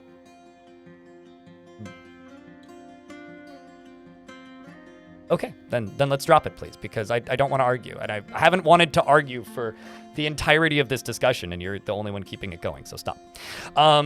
It's okay to be wrong sometimes. Is the next major update going to be potions and magic? Fuck if I know. Next major update will probably be adventure mode is functional. I have no idea what they're planning next, or what order they're going to do things in next. I don't work for them. We've been over there.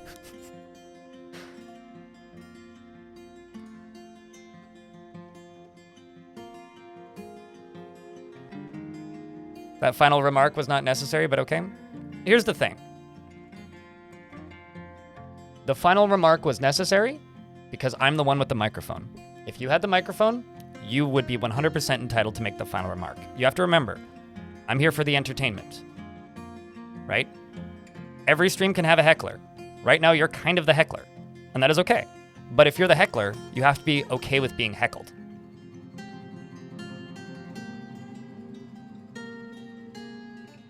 I'm not going to ban anybody. Nobody needs to be banned. This is not a negative disagreement. This is an interesting discussion.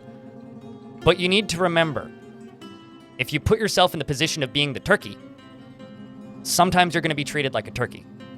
I've been treated like a turkey on other people's streams before. And you know what? It's part of the show. This isn't a personal thing. I'm going to peek at YouTube chat for a second. Also, good night, JJ, although I think I missed you. Hey, EFT Breaker, what's up, dude? I think that this is in DF in this context is actually super interesting. It's the boundaries between bug or bug fix and bug turning into a feature and the content become quite fluid. Yeah, absolutely. I like Turkey. Me too.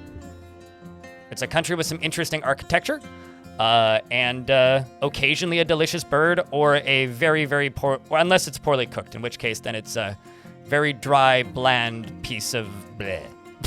And there is it's a very fine line. You know, honestly, turkey with copious amounts of gravy is pretty good, though.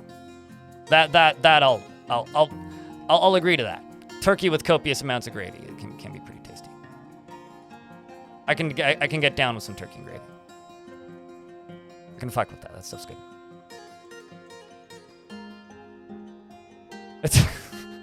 Turkey is a gravy delivery mechanism, just like snails are a butter delivery mechanism. Can you stop? Oi! Zing! Turkish coffee is delicious. I'm gonna have to disagree with you there. I think Turkish coffee is kind of gross, but okay. Like I said earlier, we're all allowed to have our opinions.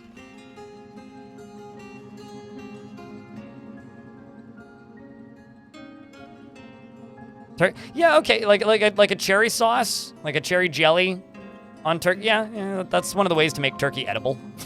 But that's the problem, right? Is you're making it edible. To me, like, turkey in and of itself is not edible. Like, there's plenty of meats and different types of meats out there, and birds and things that humans eat on the reg that are edible by default. Whereas turkey needs to be, like, so heavily modified to be made edible. Like, what? Why do we even... It's like, it's specifically a North American thing, too. Because, like, they just happen to be here.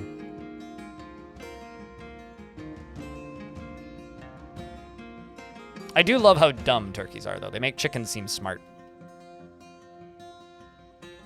Very much pea brains. Not the brightest animals. I do agree. Okay, smoked turkey legs, pretty good, yes. But for me, smoked turkey legs are halfway between, like... It's not so much about the flavor of the turkey leg. It's more about the fact that I have a giant turkey leg. You know, it's more about the fact that I am walking around with a turkey leg right now, and there is a drunk man right there wrestling with a person, and that is entertaining. And it's less about the fact that I'm eating turkey. You know what I mean?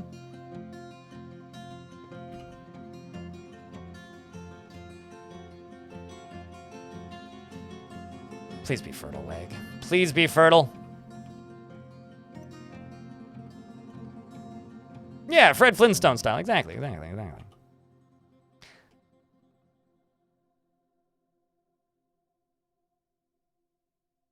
Oops, wrong button.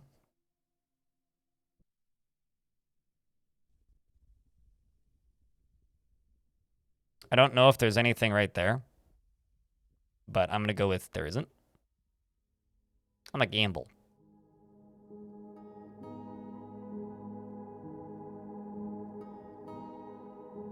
I am pretty sure that there's water underneath this, though.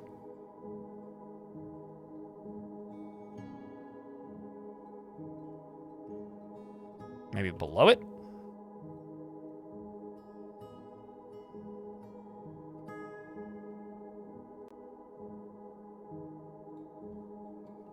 Okay, but there is something right there, so I need to stop this.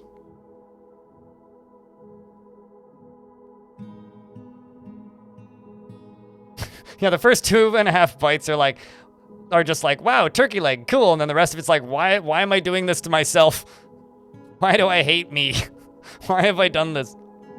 Who thought this was a good idea? Why did I buy this? What year is it? That's kind of how I feel about turkey legs. Okay, so this needs to be blocked ASAP-y.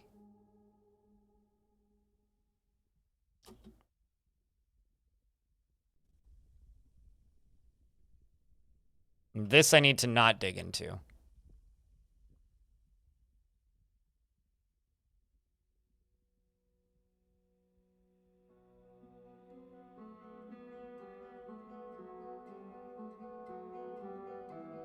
And elicit that response, what? Why did I do this to myself? Why do I hate me? I mean, that's like most fairs in general. I can tell you this, I've never had fried butter. And I'm okay with this. However, I have had like deep fried Oreo cookies. I've had deep fried Kit Kat bars. I've had deep fried coffee crisp bars. I've had deep fried pickles. I've had I had a deep fry, okay, so you're gonna need to work with me here for a second. At a fair, at our local fair here, I had a deep fried hot dog that was made into a corn dog that was then deep fried. I don't even know how Unib died here, but Unib died here somehow, so that's unfortunate. I guess you got melted.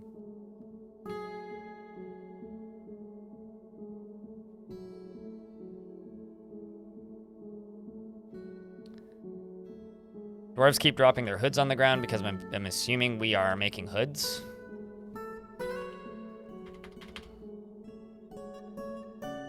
Yeah, Una became a deep fried pickle. That is accurate. Okay, we are working on those helms. Okay.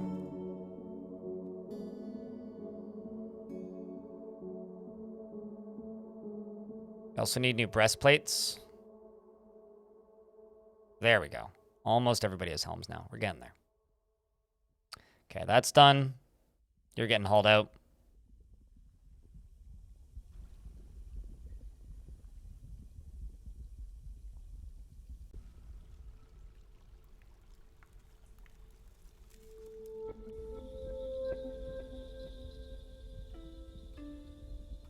I think I'm just gonna do this. Build up right there. Start replacing all this.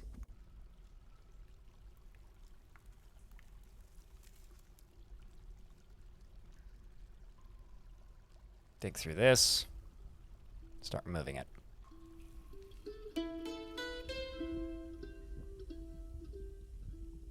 Why don't dwarves wear boots? Because they can't wear boots and shoes. You have to tell them to not wear shoes to be able to wear boots, which I will do once the rest of their armor sets are complete. But first, I will give them a break from training so that they can acquire new clothing and then put their clothing away. The thing is, if you don't have complete armor sets and you tell them to not wear clothing, then they run around naked, which they don't actually like doing, believe it or not.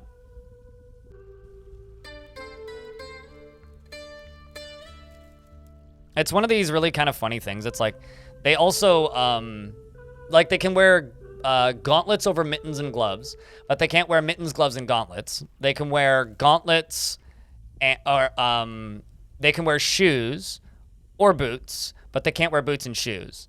But they can wear socks. So you have to tell them to wear socks, like boots. But like, yeah, there's certain things you have to, it's one of those very, I don't want to say unnecessarily complicated, but one of those complicated things in Dwarf Fortress that makes no sense until you just kind of just accept it, I guess. I had a dwarf that was amused after having clothing rot off their body, which is about as close as I would say that they get to being shameless about being naked. It was just a dwarf being amused about it, but I don't know if I would say that that counts as them liking it. Oh, Jesus. Well, holy shit, you didn't die. I am impressed. That is impressive. Yeah, I mean, that's just a dwarf with a good attitude about a shitty situation, not really like a dwarf that likes being naked. Because a dwarf that likes being naked is some pretty specific implications.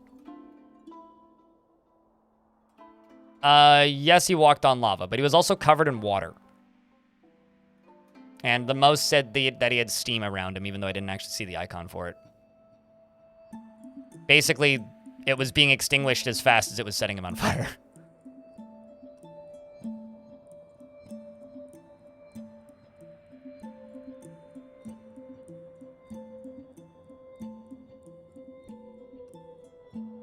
Although maybe let's not do this side, because I don't want them to get pushed into the lava there. Although maybe I also don't want to do here, because I don't really want them to get pushed into the lava right there. Although you might still get pushed into the lava. Actually, you know what? Let's not do this. Let's like, oh, too late. No. Okay, it's fine. It's fine. This will get smoothed. Shouldn't the lava boil him? Don't worry about Dwarf Fortress science and how it doesn't make sense. It's fine. You'll get used to it eventually, not making sense.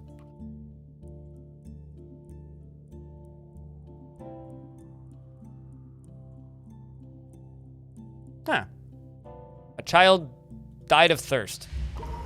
That's unfortunate. Bone Dolphin has been possessed.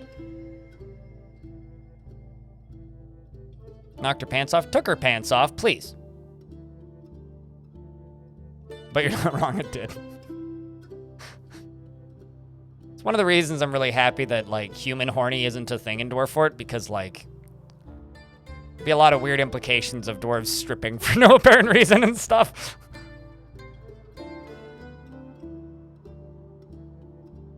Maybe not no apparent reason, but questionable reasons, shall we say. Also, human horny. I don't think that's a real way of speaking, but you know, I did so. Let's see if I can move down a layer.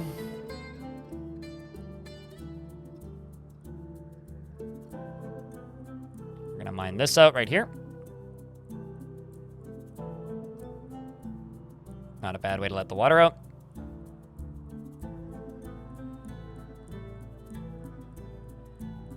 This would need an adult rating? No, it wouldn't. No, it wouldn't. Adult rating means that there's explicit sex. Even if there was descriptions of sex, we'd still be fine. I mean, come on. Have you played like any video game recently? Have you seen what they did in Mass Effect 3? Have you played The Witcher? Or The Sims, even? Be cartoon mischief at best.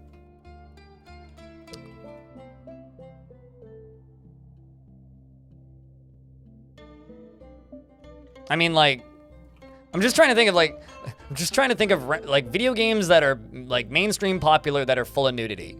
Like, there's a lot of that.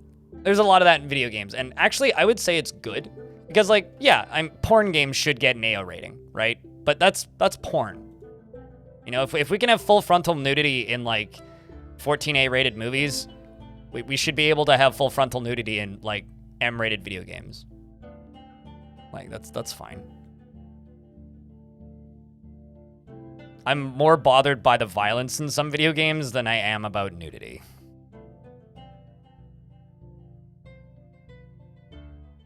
Looking for that pixel. Yes, that pixel.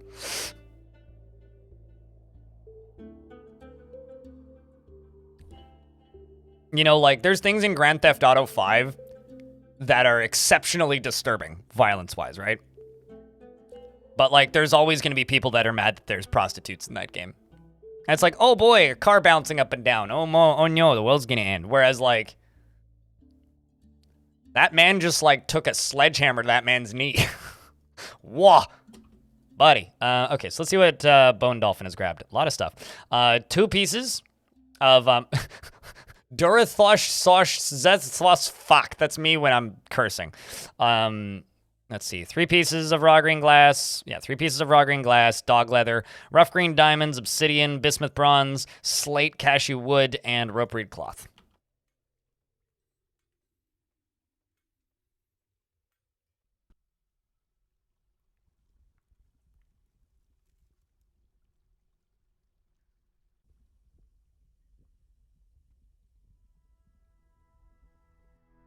Here's hoping they make something cool.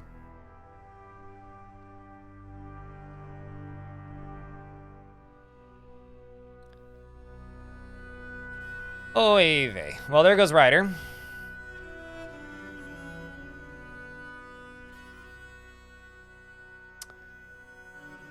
Rest in peanuts, Ryder. You were a good dwarf. Bum. Another one bites the molten rock. All right, let's see. How are we doing for soap? 4 of 10. Let's do 10 soap.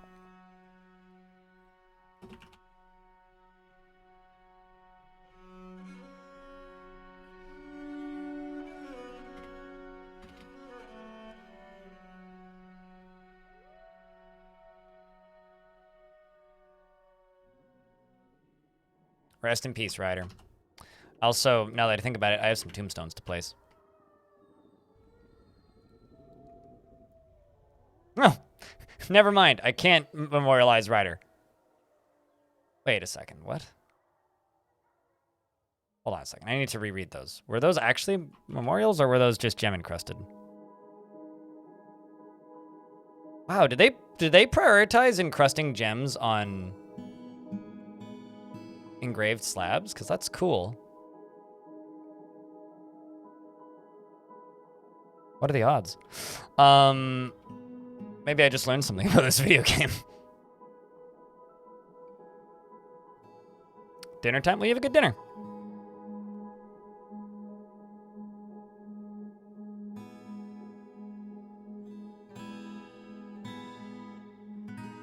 until I just accepted it. Except that it makes no sense, then it'll make a lot more sense. I feel like I'm quoting the Talking Heads now. It's like Talking Heads stop making sense. Except like Dwarf Fortress. Okay, so I could put you right here.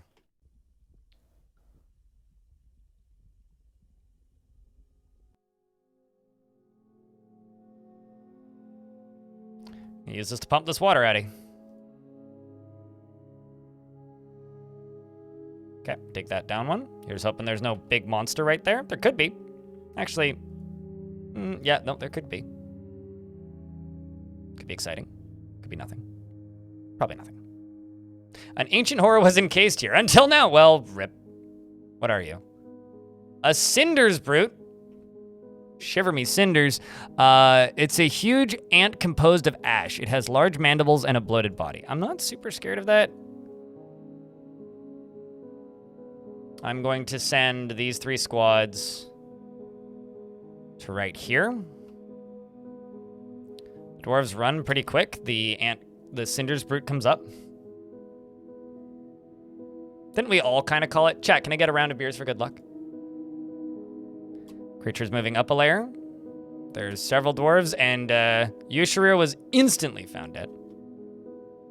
That's Kulbak, the scholar, who's running. That's Nil, the scholar, who's also running. Nil gets kicked and is now skidding along the ground.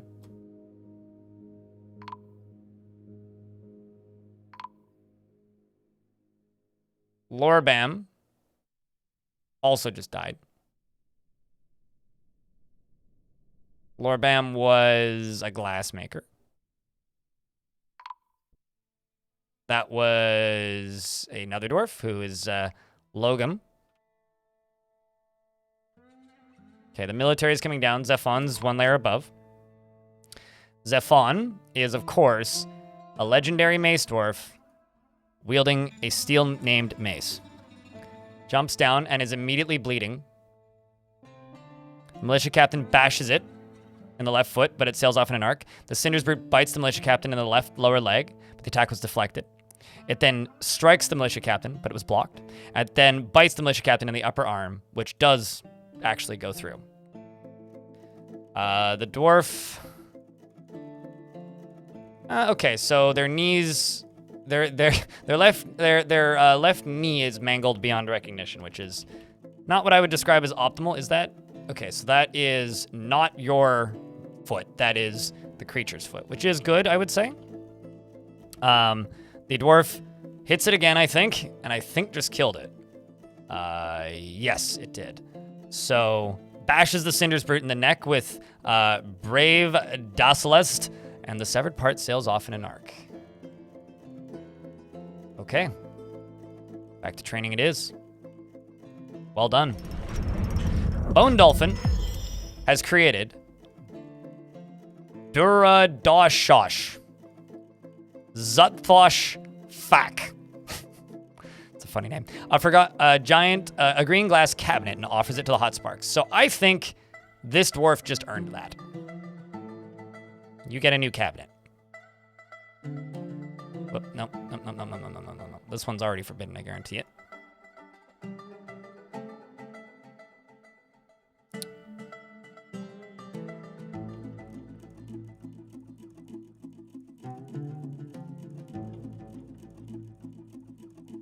There it is. Lorbam got whammed.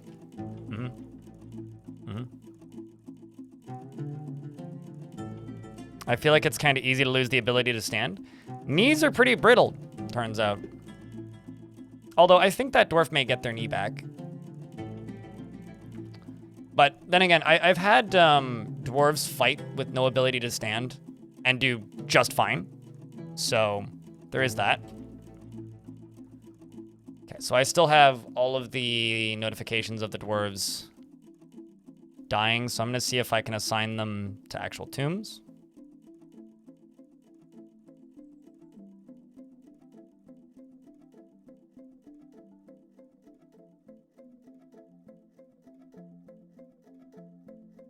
Okay, so that's nil UGO.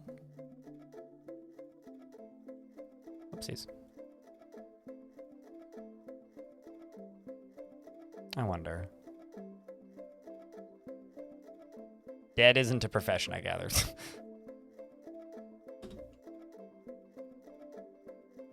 The second one is Ushrir. Oh, we'll just do OLTR. OLTAR. OLTAR. There you are, glassmaker. Third one's Lorbam Kvish.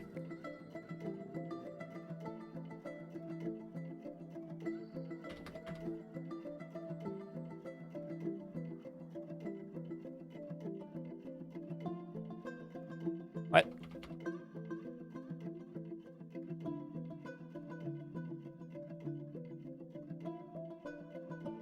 What? Well, I guess you weren't a permanent member of the fort then. And then Logum Kavish.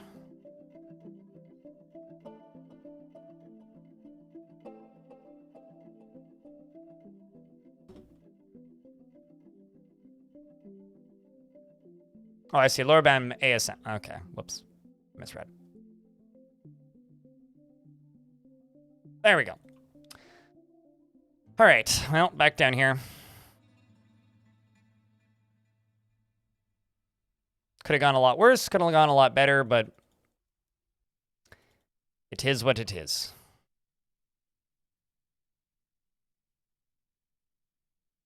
Rub some dirt on it. Give the dwarf a shot of booze. Rub some dirt on the wound, and let them eat some honey, and I'm sure they'll be fine. It'll buff out, as they say.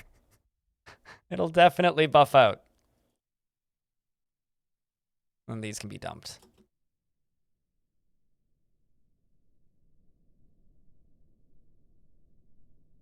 Let's just double check the tomb job. Yeah, okay.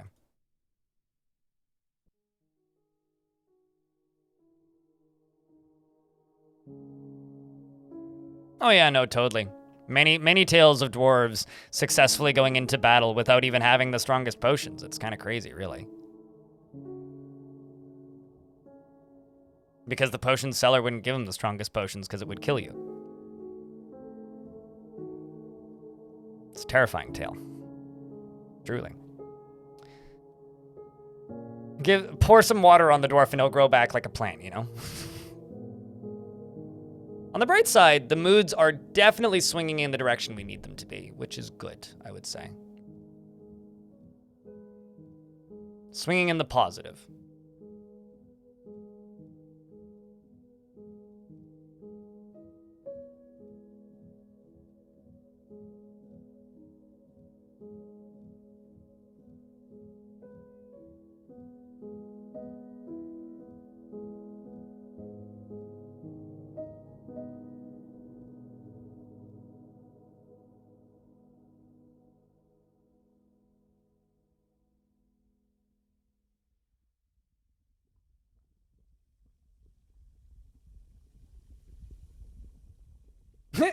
So I received this email. This is from a key distribution service that distributes keys for unreleased games and also mostly dishes out sponsorships and takes too much of the money.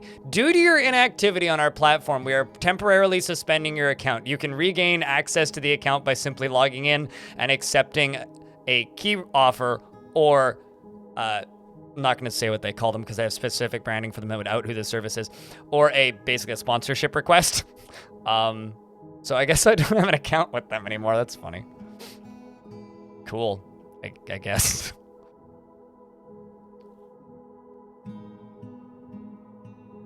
Ay. So this is going to pump into here, and then this will just pump the water out and into here. That's what we're going to do here. Rip Steam account. I mean, it's not my Steam account, but I mean, Steam account I would actually take seriously. If my Steam account got suspended for some reason, I would be in trouble. I'm pretty sure my Steam account is unironically the most valuable thing that I own as well. And I know that that's like not a unique thing. Like that's kind of a situation a lot of people are in. A darkened dawn cheered. X100. Going down to the bone zone. Thank you for the $1, Darkened Dawn. Greatly appreciate you. Means a lot. Thank you for helping keep this channel sponsor-free and crowdfunded. And it is the last day of the month too, so it's your last chance to pad next month's paycheck. As of like 6 or it's about 8 hours from now is around when the cutoff happens. Stuff goes into next month, which is fine.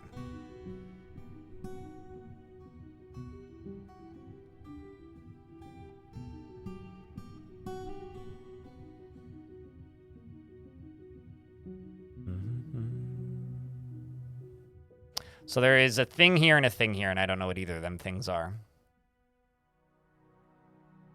But it is worth noting that they are there. I'm also just going to go up a tile. Go right here. And I'm going to make a... Put a bar blocks. And I'm going to allow... Oops. Green glass blocks. Just because it'll speed this construction process up a bit. Skull. You know, it's, the only real connection I have with that word, Tiny Irish, makes me kind of sad. It's the connection I have to that word is the YouTuber Apator, who unfortunately is no longer with us. Rest in peace, you absolute fucking hero. Inspiring a generation of aspiring alcoholics. I hope that digging, this is coming from YouTube chat. I hope that digging will be added to adventure mode. You want to dig adamantine and fight with like 100 demons. For right now, if you want to do that, use dfhack and run a mod or run a script called Adventure Fort, which just allows you to do everything that you can do in Fort mode and adventure mode. So there's that. That's option A. Option B is, yeah, wait. I mean, they do plan to do that eventually. That's one of those changes where it can't be that. Like, I understand, like, big engine changes being very time-consuming changes, but I wonder how time-consuming of a change that would actually be. Adding a bunch of life sim elements to adventure mode. I think for me, the thing that I want to see in adventure mode isn't necessarily mining. Like, I can live without mining. I don't need mining. But something I would like to see in adventure mode would be like just farming. You know, like make Stardew Valley things like that are in the game, because there is a very large portion of the audience that wants that kind of thing. Like, imagine just being able to play adventure mode, go off somewhere, be a human, live just outside of a town, build a house, and then just like make a farm and walk into town and sell your turnips or something. Like, I don't know, I think that'd be fun. Going out on adventures in the winter and then farming in the summer could be a good time. Yeah, just vibes mode, you know. Because like as much as I like adventure mode being mostly a dungeon crawler, because I love dungeon crawlers, I think that it's a genre of like game that doesn't really get made anymore, kind of for a reason. Like, there isn't much demand for them anymore. Like, not many people play dungeon crawlers in the current year, which I think sucks. I think dungeon crawlers are awesome, but you can make crafts. You can make bone and rock crafts, but we need the abilities menu. That comes along with the butchering menu, basically. So you can make like figurines, you can make like tooth necklaces and stuff out of the creatures you've killed and whatnot. Rough day, come home to play adventure mode, except, yeah, farming sim, maybe you could sell what you make to your fort. Oh yeah, that'd be cool. Get like specific super artisan crafts, or maybe like fort mode players might not like this, but it'd be cool if you could make things in adventure mode that you couldn't make in fort mode. That'd be real neat. All right, let's see if this will turn into obsidian or just help. I mean, if it turns into obsidian, that's fine. It is what it is.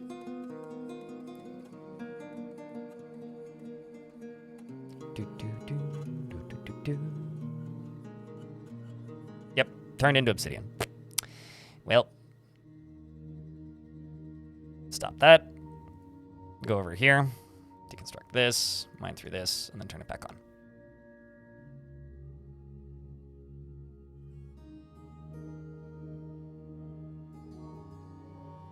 Oh, neat. Google is rolling out changes to Chrome to limit ad blocking. So glad that you run your own DNS resolver as well as a Pi-hole.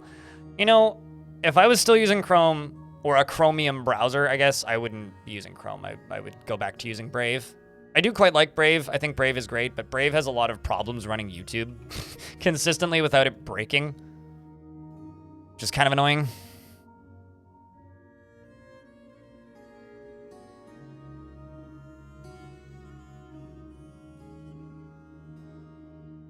Also, let's check the dragons. Still no babies. Still no babies. There's a dragon egg there, though. Anybody know how long it takes for a dragon egg to incubate?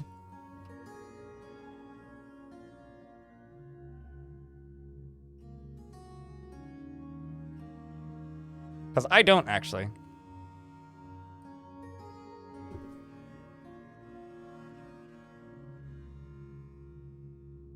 All right, there we go. Pumping all this nonsense out of here. What is out of here? Once that's dug, I can then just build this down one layer.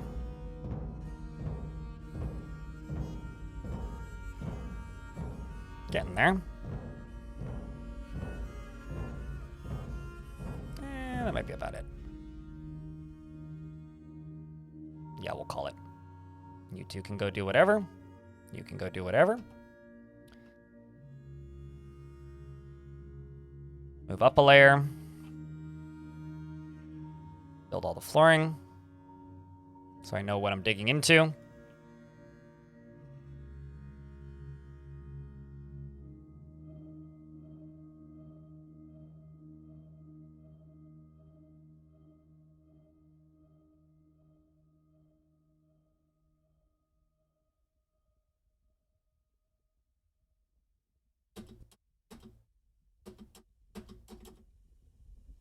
I should just be moving forward one tick at a time instead of spamming spacebar. Let's move up. There we go.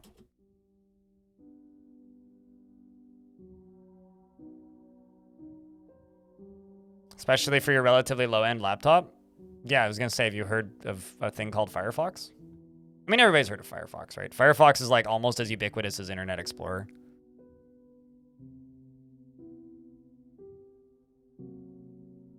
I mean, it's not like Netscape Navigator's a going concern. That's running on Chromium now too. But Chromium... Okay, so question.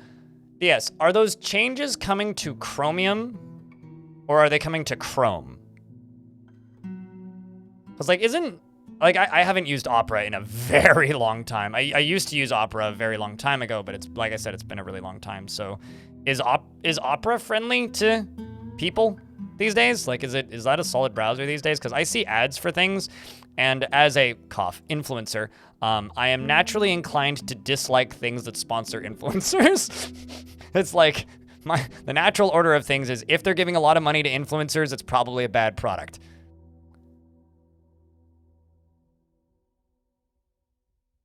All eggs in DF hatch in 3 months? Okay. I wasn't sure if they were all consistent or not. But thank you.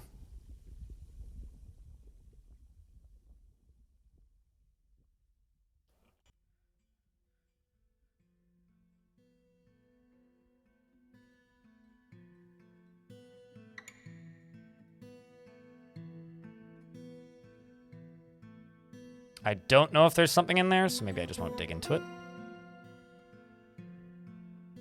There's probably something here, but I'm gonna do this first.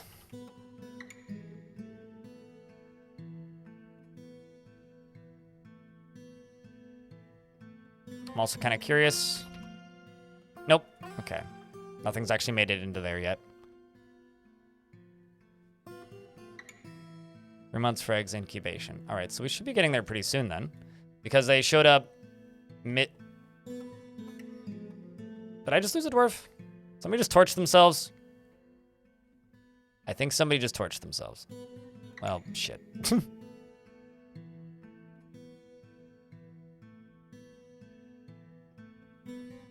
Welp. Alrighty. Let's go this way.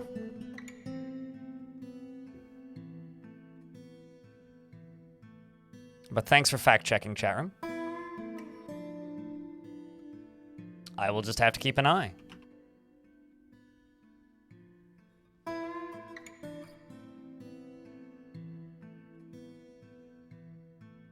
Mines are dangerous. They certainly are.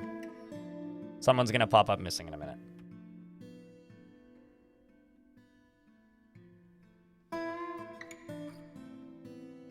You know, contrary to popular belief, I don't think many of these dwarves are yearning for the mines. It's more like they're fearing the mines. Because, you know, I'm not going to say fear is the mind killer, but I am going to state that I really want to say that fear is the mind killer. How many wafers are we at? 5 wafers, okay.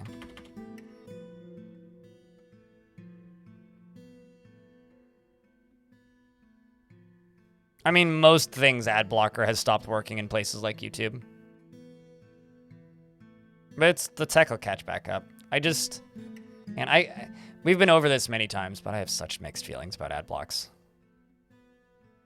For me, it's like, feel free to use ad blocks as long as you whitelist things you genuinely care about.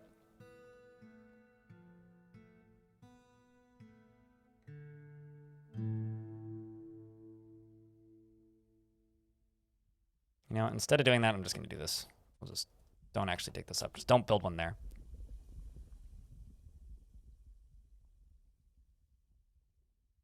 Yeah, same. Kaginara.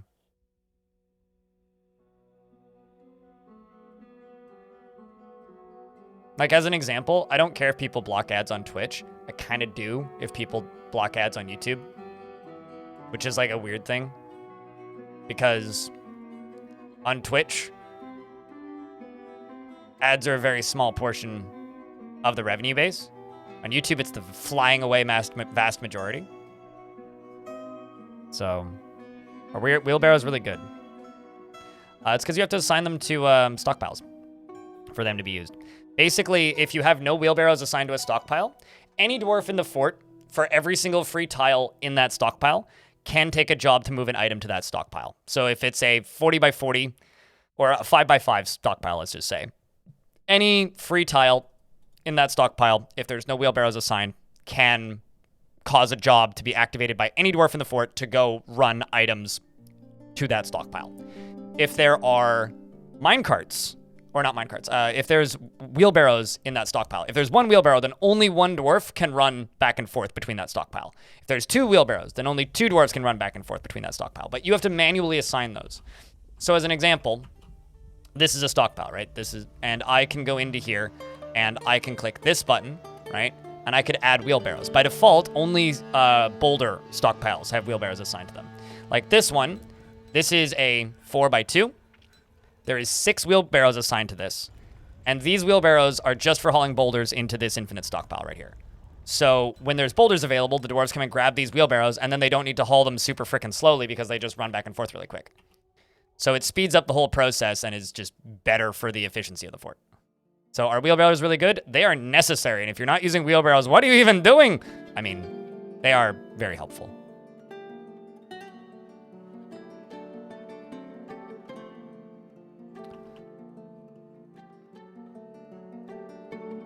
The thing about this egg is I'm worried it hasn't been fertilized. Stray giant fly. I have some flies to eat, apparently. Giant thrips and a giant fly, in fact.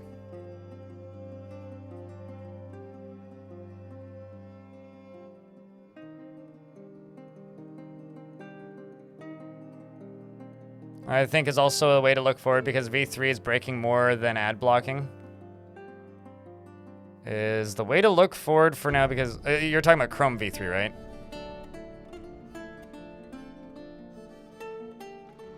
Honestly, I dodged out of using... The reason I'm not using Brave after this OS install is specifically because Brave has been forcing a lot of... well, they have a AI assistant named Leo that it constantly pops up and is a very easy hotkey to hit. And I got annoyed with it. Literally, that's the reason I'm not using Brave currently. I don't mind Brave, but I do mind Leo.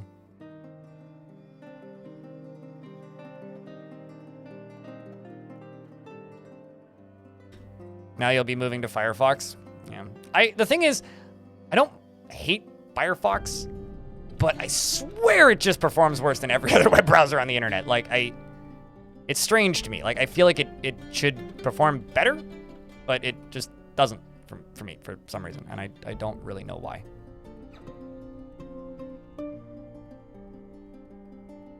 AI is going to be coming to Chrome as well. Cool. I feel like the only models that should be on a computer is one that you intentionally install yourself. I don't think it, like, in my experience, it is not a positive addition to almost any software. But money, money, money, money, money, money, money, money, money, money, money, money, money makes stupid go round. So here we are.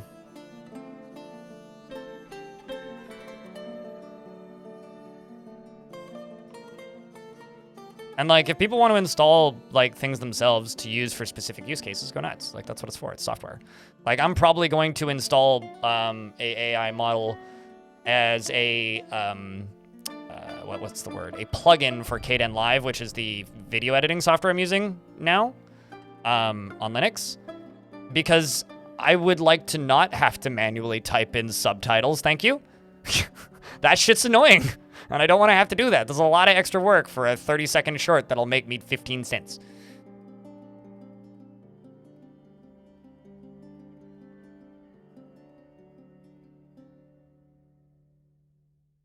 Why would anybody willingly install Atari Lynx on their computer? I don't know what Lynx is. What's that?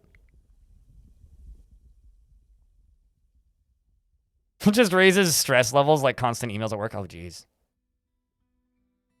Oh, geez. Yeah, no.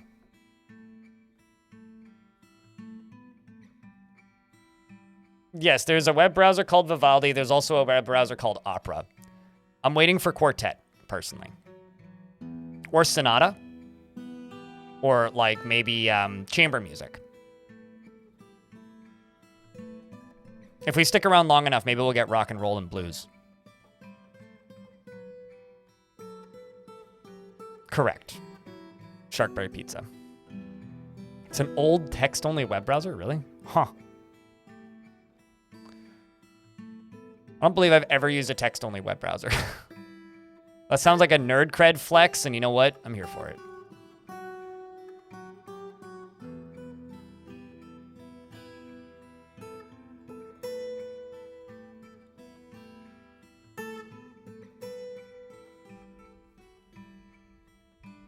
Also, once again, thank you, Boom Boom.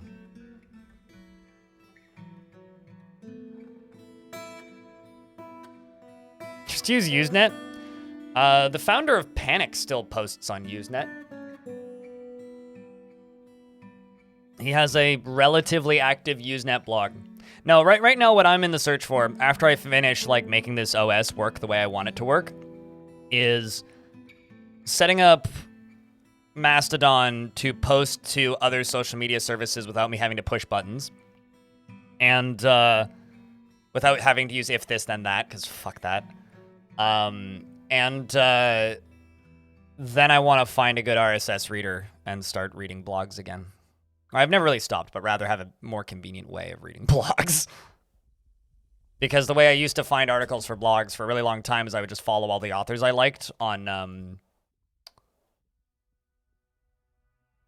Twitter. And well, now it's run by a sociopathic megalomaniac, which makes it much less pleasant to use. Previously, it was just full of annoying people, but you know what? I can deal with annoying people. I can't really deal with sociopathic megalomaniacs, though.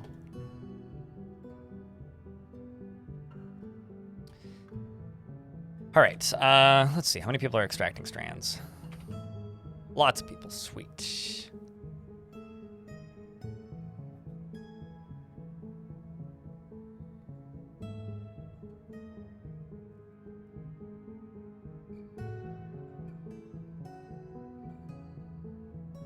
Vivaldi is not the most interesting composer, in my opinion.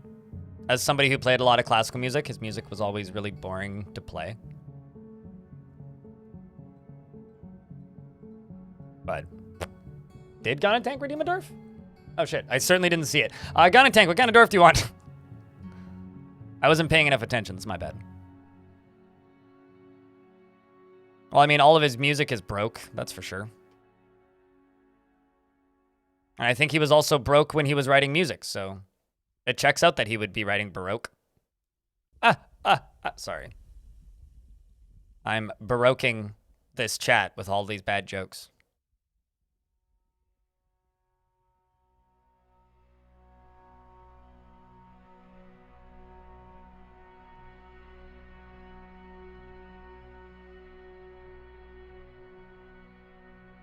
I used to use Docker. Sorry.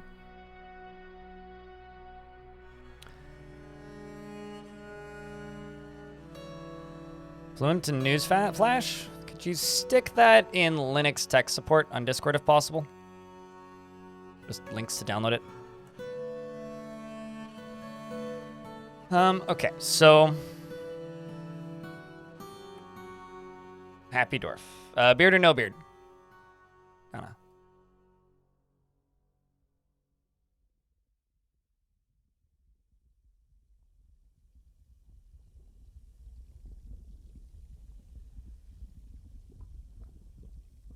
Whichever? Okay. So first, happy unnamed dwarf.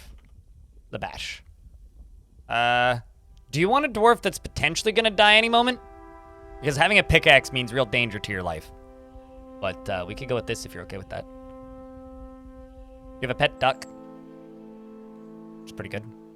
The fuck is Docker? It is an old piece of software that does not have anything to do with touching penises together, I swear. Fucking... weirdo. Live what you want to live with, but it's certainly not what you think. Docker has nothing to do with docking, sir.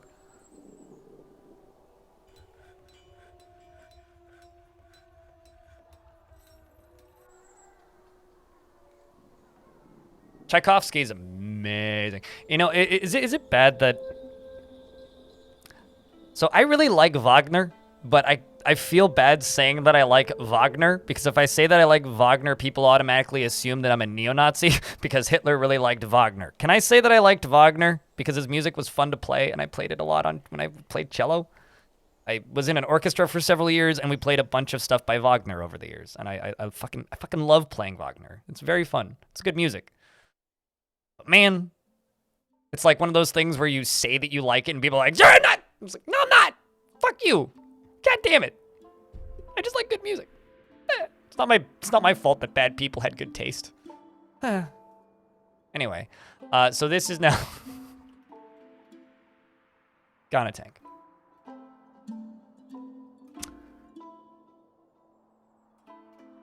You play bagpipes? Hey, I love the bagpipes. Bagpipes are wonderful. This dwarf wants martial training, actually. I may put them in the military. She never feels discouraged. Oh, god damn it, Salva. She never feels discouraged, and she is obsessed with order and structure in her own life, with everything kept in its proper place. She can be very happy and optimistic and is greatly moved by art and natural beauty. She dislikes the natural world and is very trusting. She is disturbed by this as someone who dislikes those that seek to acquire power over others, can sometimes act without deliberation and doesn't mind a little tumult and discord in day-to-day living. Is conflicted by this as she values harmony as an intellectual concept, and she tends to form only tenuous emotional bonds with others. She is quick to form negative views about things and doesn't focus on material goods, occasionally overindulges, and is not particularly interested in what others think of her. And she has a calm demeanor, and she is quite ambitious. She dreams of creating a great work of art, and this dream was realized. And she personally places cooperation as one of the highest ideals, and views tranquility as one of the highest ideals, thinks that the entire concept of sacrifice for others is truly disgusting, believes that the idea of war is utterly repellent and would have peace at all costs, believes it is important to conceal emotions and refrain from complaining, and values a harmonious existence, has a negative view of those who exercise power over others, and does not particularly value the truth. Dreams of creating a great work of art in this dream was realized, likes gold, white jade, pear wood, and gems, mog hoppers for their round tummies. In the words of the fuchsia satin, and when possible, prefers to consume strawberry, wine, and dwarven wheat flour.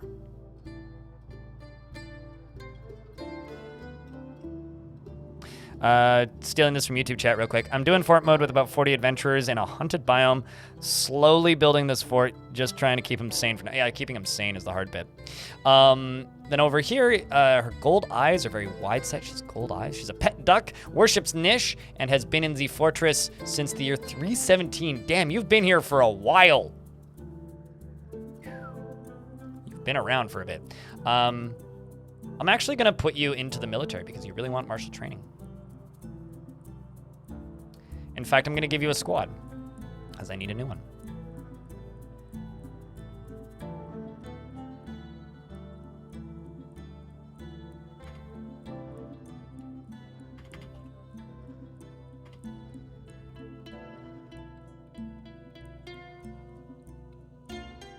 Why can't I add you to the military? All right, wait, are you? No, you are. Okay, let's try typing in your old name. Well, you're not Labash. The hell?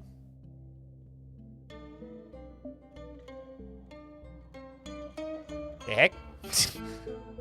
That's weird.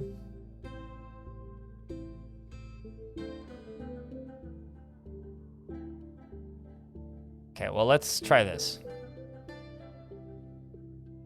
Let's just chuck you in there. I don't know.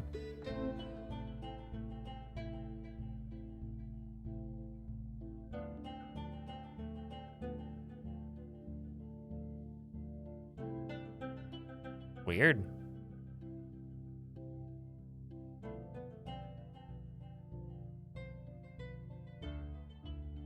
Truly, truly weird.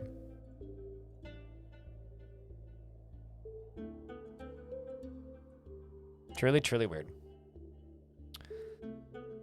All right, well, let's get them to train. I also really like Bartok as far as classical composers go. I also go to the bar to talk with people, and those two things are completely unrelated, I swear.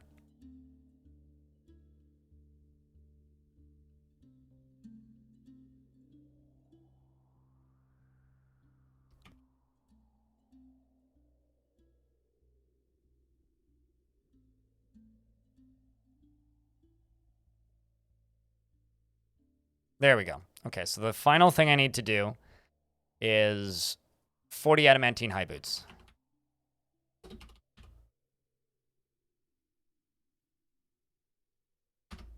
It's going to take a little bit to get done. Interesting dwarf for sure, though, Tank. An interesting dwarf for sure.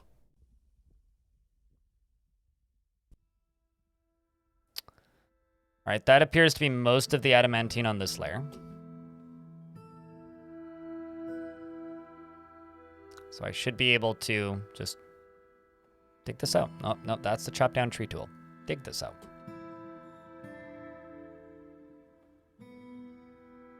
Okay, so this is the last layer down here. So the next one down that we go is the final layer down on this particular spire.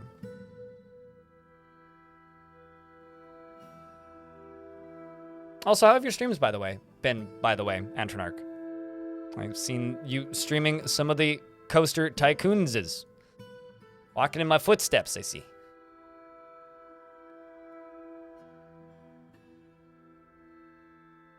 Also, I'm curious.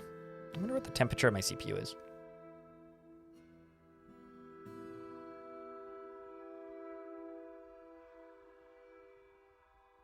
$40C. I think that's good. That's about the same as it sits when it's at idle.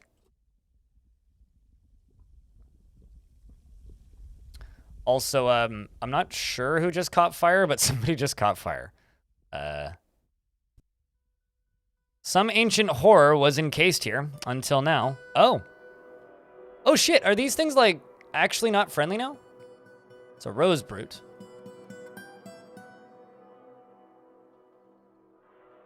I was about to say that, like, I haven't encountered any archangels. Oops, whoops, wrong screen. Kind of hoping I would. I guess they fixed rose brutes. So it has poison vapors. This is a gigantic noseless badger. It has thin wings of stretched skin, and it has a bloated body. Its rose hair is long and wavy. Beware its poisonous vapors, and it is corpulent. Very fluffy. Rakust here. Misses the ancient and misses and says, I must withdraw. And almost immediately flies to pieces. But it did get seriously injured. Did you get hits in?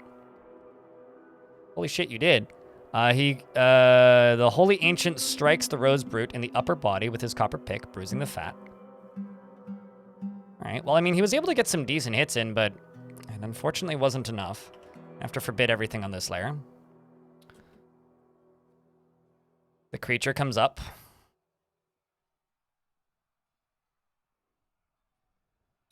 So what I'm going to do is I'm going to send these 3 squads down to here. Chat room, can I get a round of beers for good luck against this creature?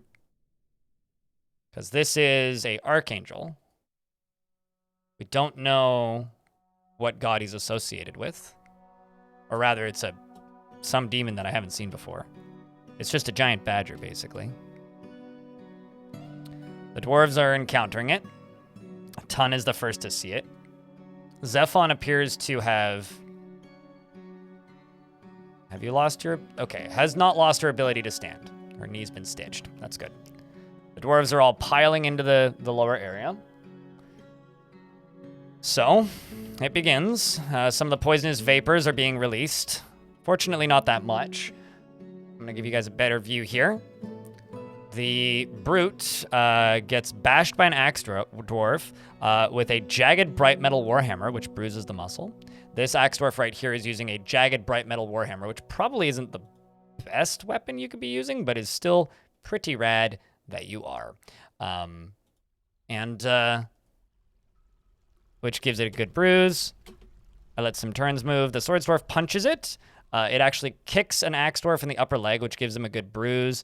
And then it kicks the axe dwarf in the head, but the attack was deflected by the adamantine helm. But it does twist the neck, and the spine is smashed into the body in an unrecognizable mass. That seems bad for your future living prospects. Your spine is an unrecognizable mass. Well, enjoy your retirement, Tun. Because you may be in a ton of pieces pretty soon. Although he's bleeding, although he's winded. Actually, hold on. Has he lost the ability to breathe? Can't breathe. Okay, so he's dead. Rest in peace. I have a question. Can the non-injured dwarf breathe? Yes, you can. We don't know what the gas does here. The creature is injured once again. The axe dwarf punches the rose brute in the rear paw. The axe dwarf misses. The axe dwarf attacks. Then this dwarf here has just punched it once, of course, and then says, I cannot just stand by, this might require an answer, jumps out of the way. Kashmir Goat the third is coming up in the back, hopefully aiming to get a rear attack in on the creature. The creature is now bleeding heavily because it got bashed by a mace lord with an iron mace, which fractured the bone. The swords dwarf slashes it in the left front paw with a steel sword, which tore the muscle. Mini Big Boss, who's also in the middle of the fray, is heading towards the fight. Bits of its brute goo is going everywhere. The creature is bleeding very heavily, but it's going to need to bleed a lot for a while because of how big it is. Turns out not actually that long. And it is now dead. Kashmir Goat is bleeding pretty heavily because Kashmir got his attack interrupted, got caught in the extract, and then started wrestling with the creature actually, and he crushed his wrist while wrestling, which caused him to lose his mace, and then he struck it with his shield. So he whacked it with his shield, and then got put into a joint lock and thrown, and then landed on the ground, and his right ear skids along the ground, and the part splits in gore. Which honestly, you got an owie on your earball, and then go slamming into the wall. It's the slamming into the wall part that's bad. The owie on the ear itself is not so bad. Tun, of course, having a very bad afternoon with this whole ordeal. I'm gonna forbid this, and go right here and put a butcher shop right here and hope that we can butcher it. And this right down here is Tun's what? Hand? Okay, so Tun, what squad are you in? What squad? You're in the coastal posts. I think it's time for Tun to retire. I'm very sorry for your lost limbs, but you know what? I ain't able to replace them and neither are you, so you know what? It could have been worse for both of us. Let's put somebody else to replace you.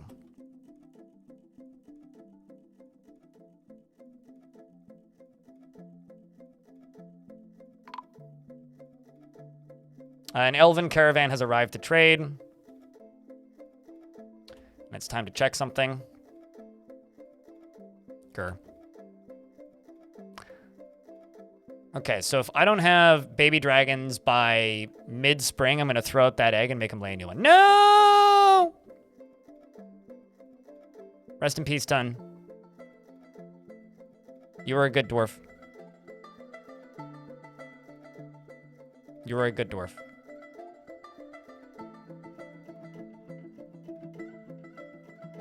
I'm not sure which Tun it was, so I will make 2 of them. Okay, well, there's only one not entombed Tun. Oh, no, you've got a fever. Ooh. Okay, so... Oh, wait, wrong Tun, actually. So they appear to be getting a fever. Let's hope that that wasn't, like, the one that makes them go into a coma.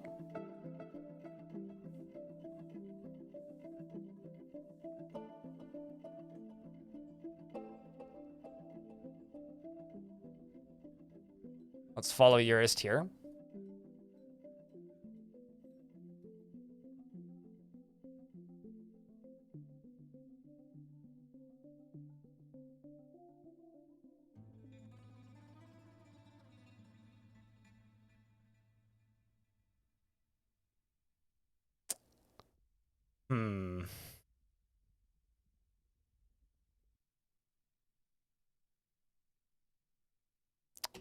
Fever has gone away, which is good.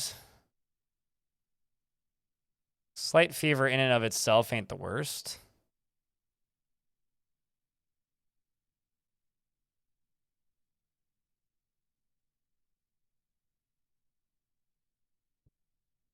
Okay,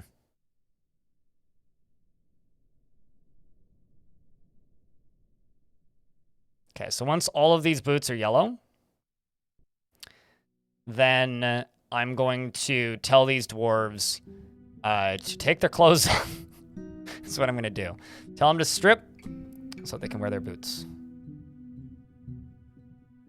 And then I'm going to unforbid this. Tell you to butcher an animal, do it now. We're going to follow this and see if they actually butcher it.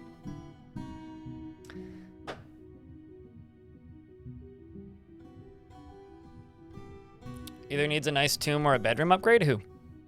Tun? I mean, I was going to give them both. I mean, I need to find a tomb that hasn't been used. Generally isn't too hard to do.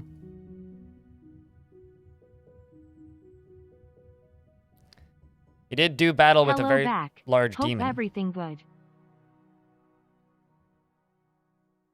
Tanker, welcome back. It's good to see you. Thank you very much for the Prime subscription. Getting it in under the wire. For those of you who don't know, as of June 3rd, which unfortunately is my birthday, for bad news, on my birthday, Twitch is giving Twitch Prime regional pricing, or Amazon is giving it regional pricing for Twitch. So some countries are going to pay out a lot less for Prime subs. So if you have Prime, use it now, because it will be worth less in the near future. And Rakus, you're the other one.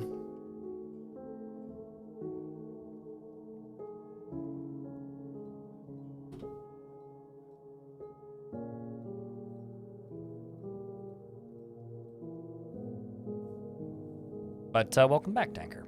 It's good to have you. And thank you once again for the Prime subscription.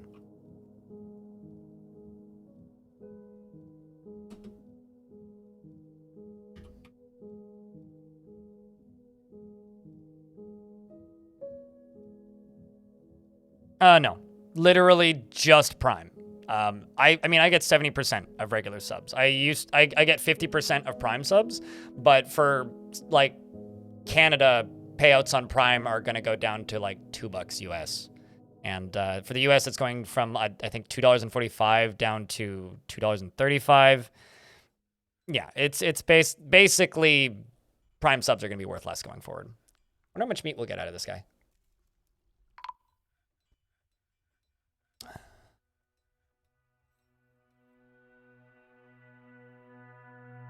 Oh no, the glass. Okay, so that's the. Oh no, the glassmaker was the one who torched themselves while it's digging.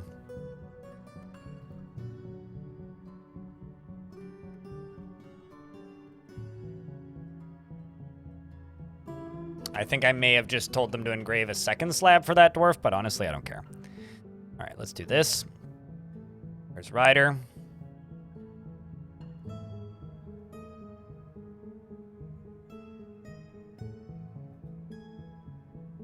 So no, I am a Twitch. What's it called? I am part of the Plus program for Twitch, which means I get a higher revenue split than people who are not anyway. And I'm on the highest level of the Plus program, which means I get 70-30 from Twitch. So it really doesn't affect me that much, but it is just one of those things where it's like, if you do happen to have Prime, just take advantage of it right now because it will be a less valuable thing in the near future. I'm just going to get rid of this. Okay. Wow, like 400 meat out of that creature. Hot damn. Like 400 meat. That is a good amount of meat.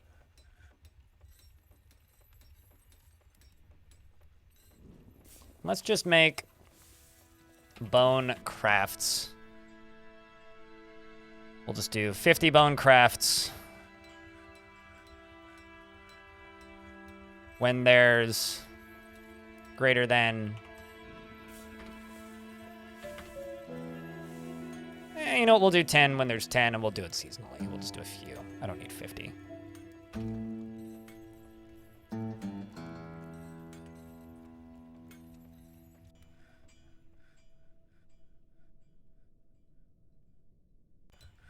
Masterpiece adamantine high boots.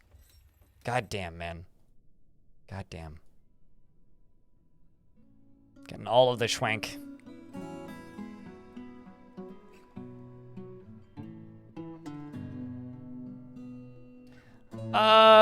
Not really, no. We just throw them out, but there's almost always bones around.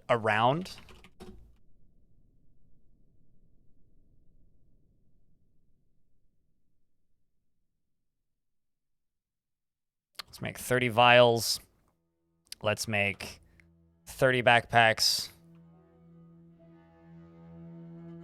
So no, I don't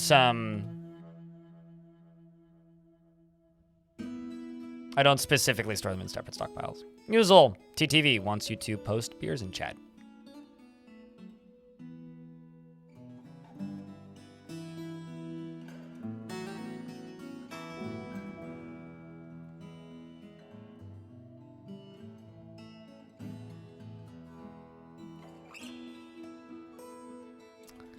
So I guess what we need to start doing now is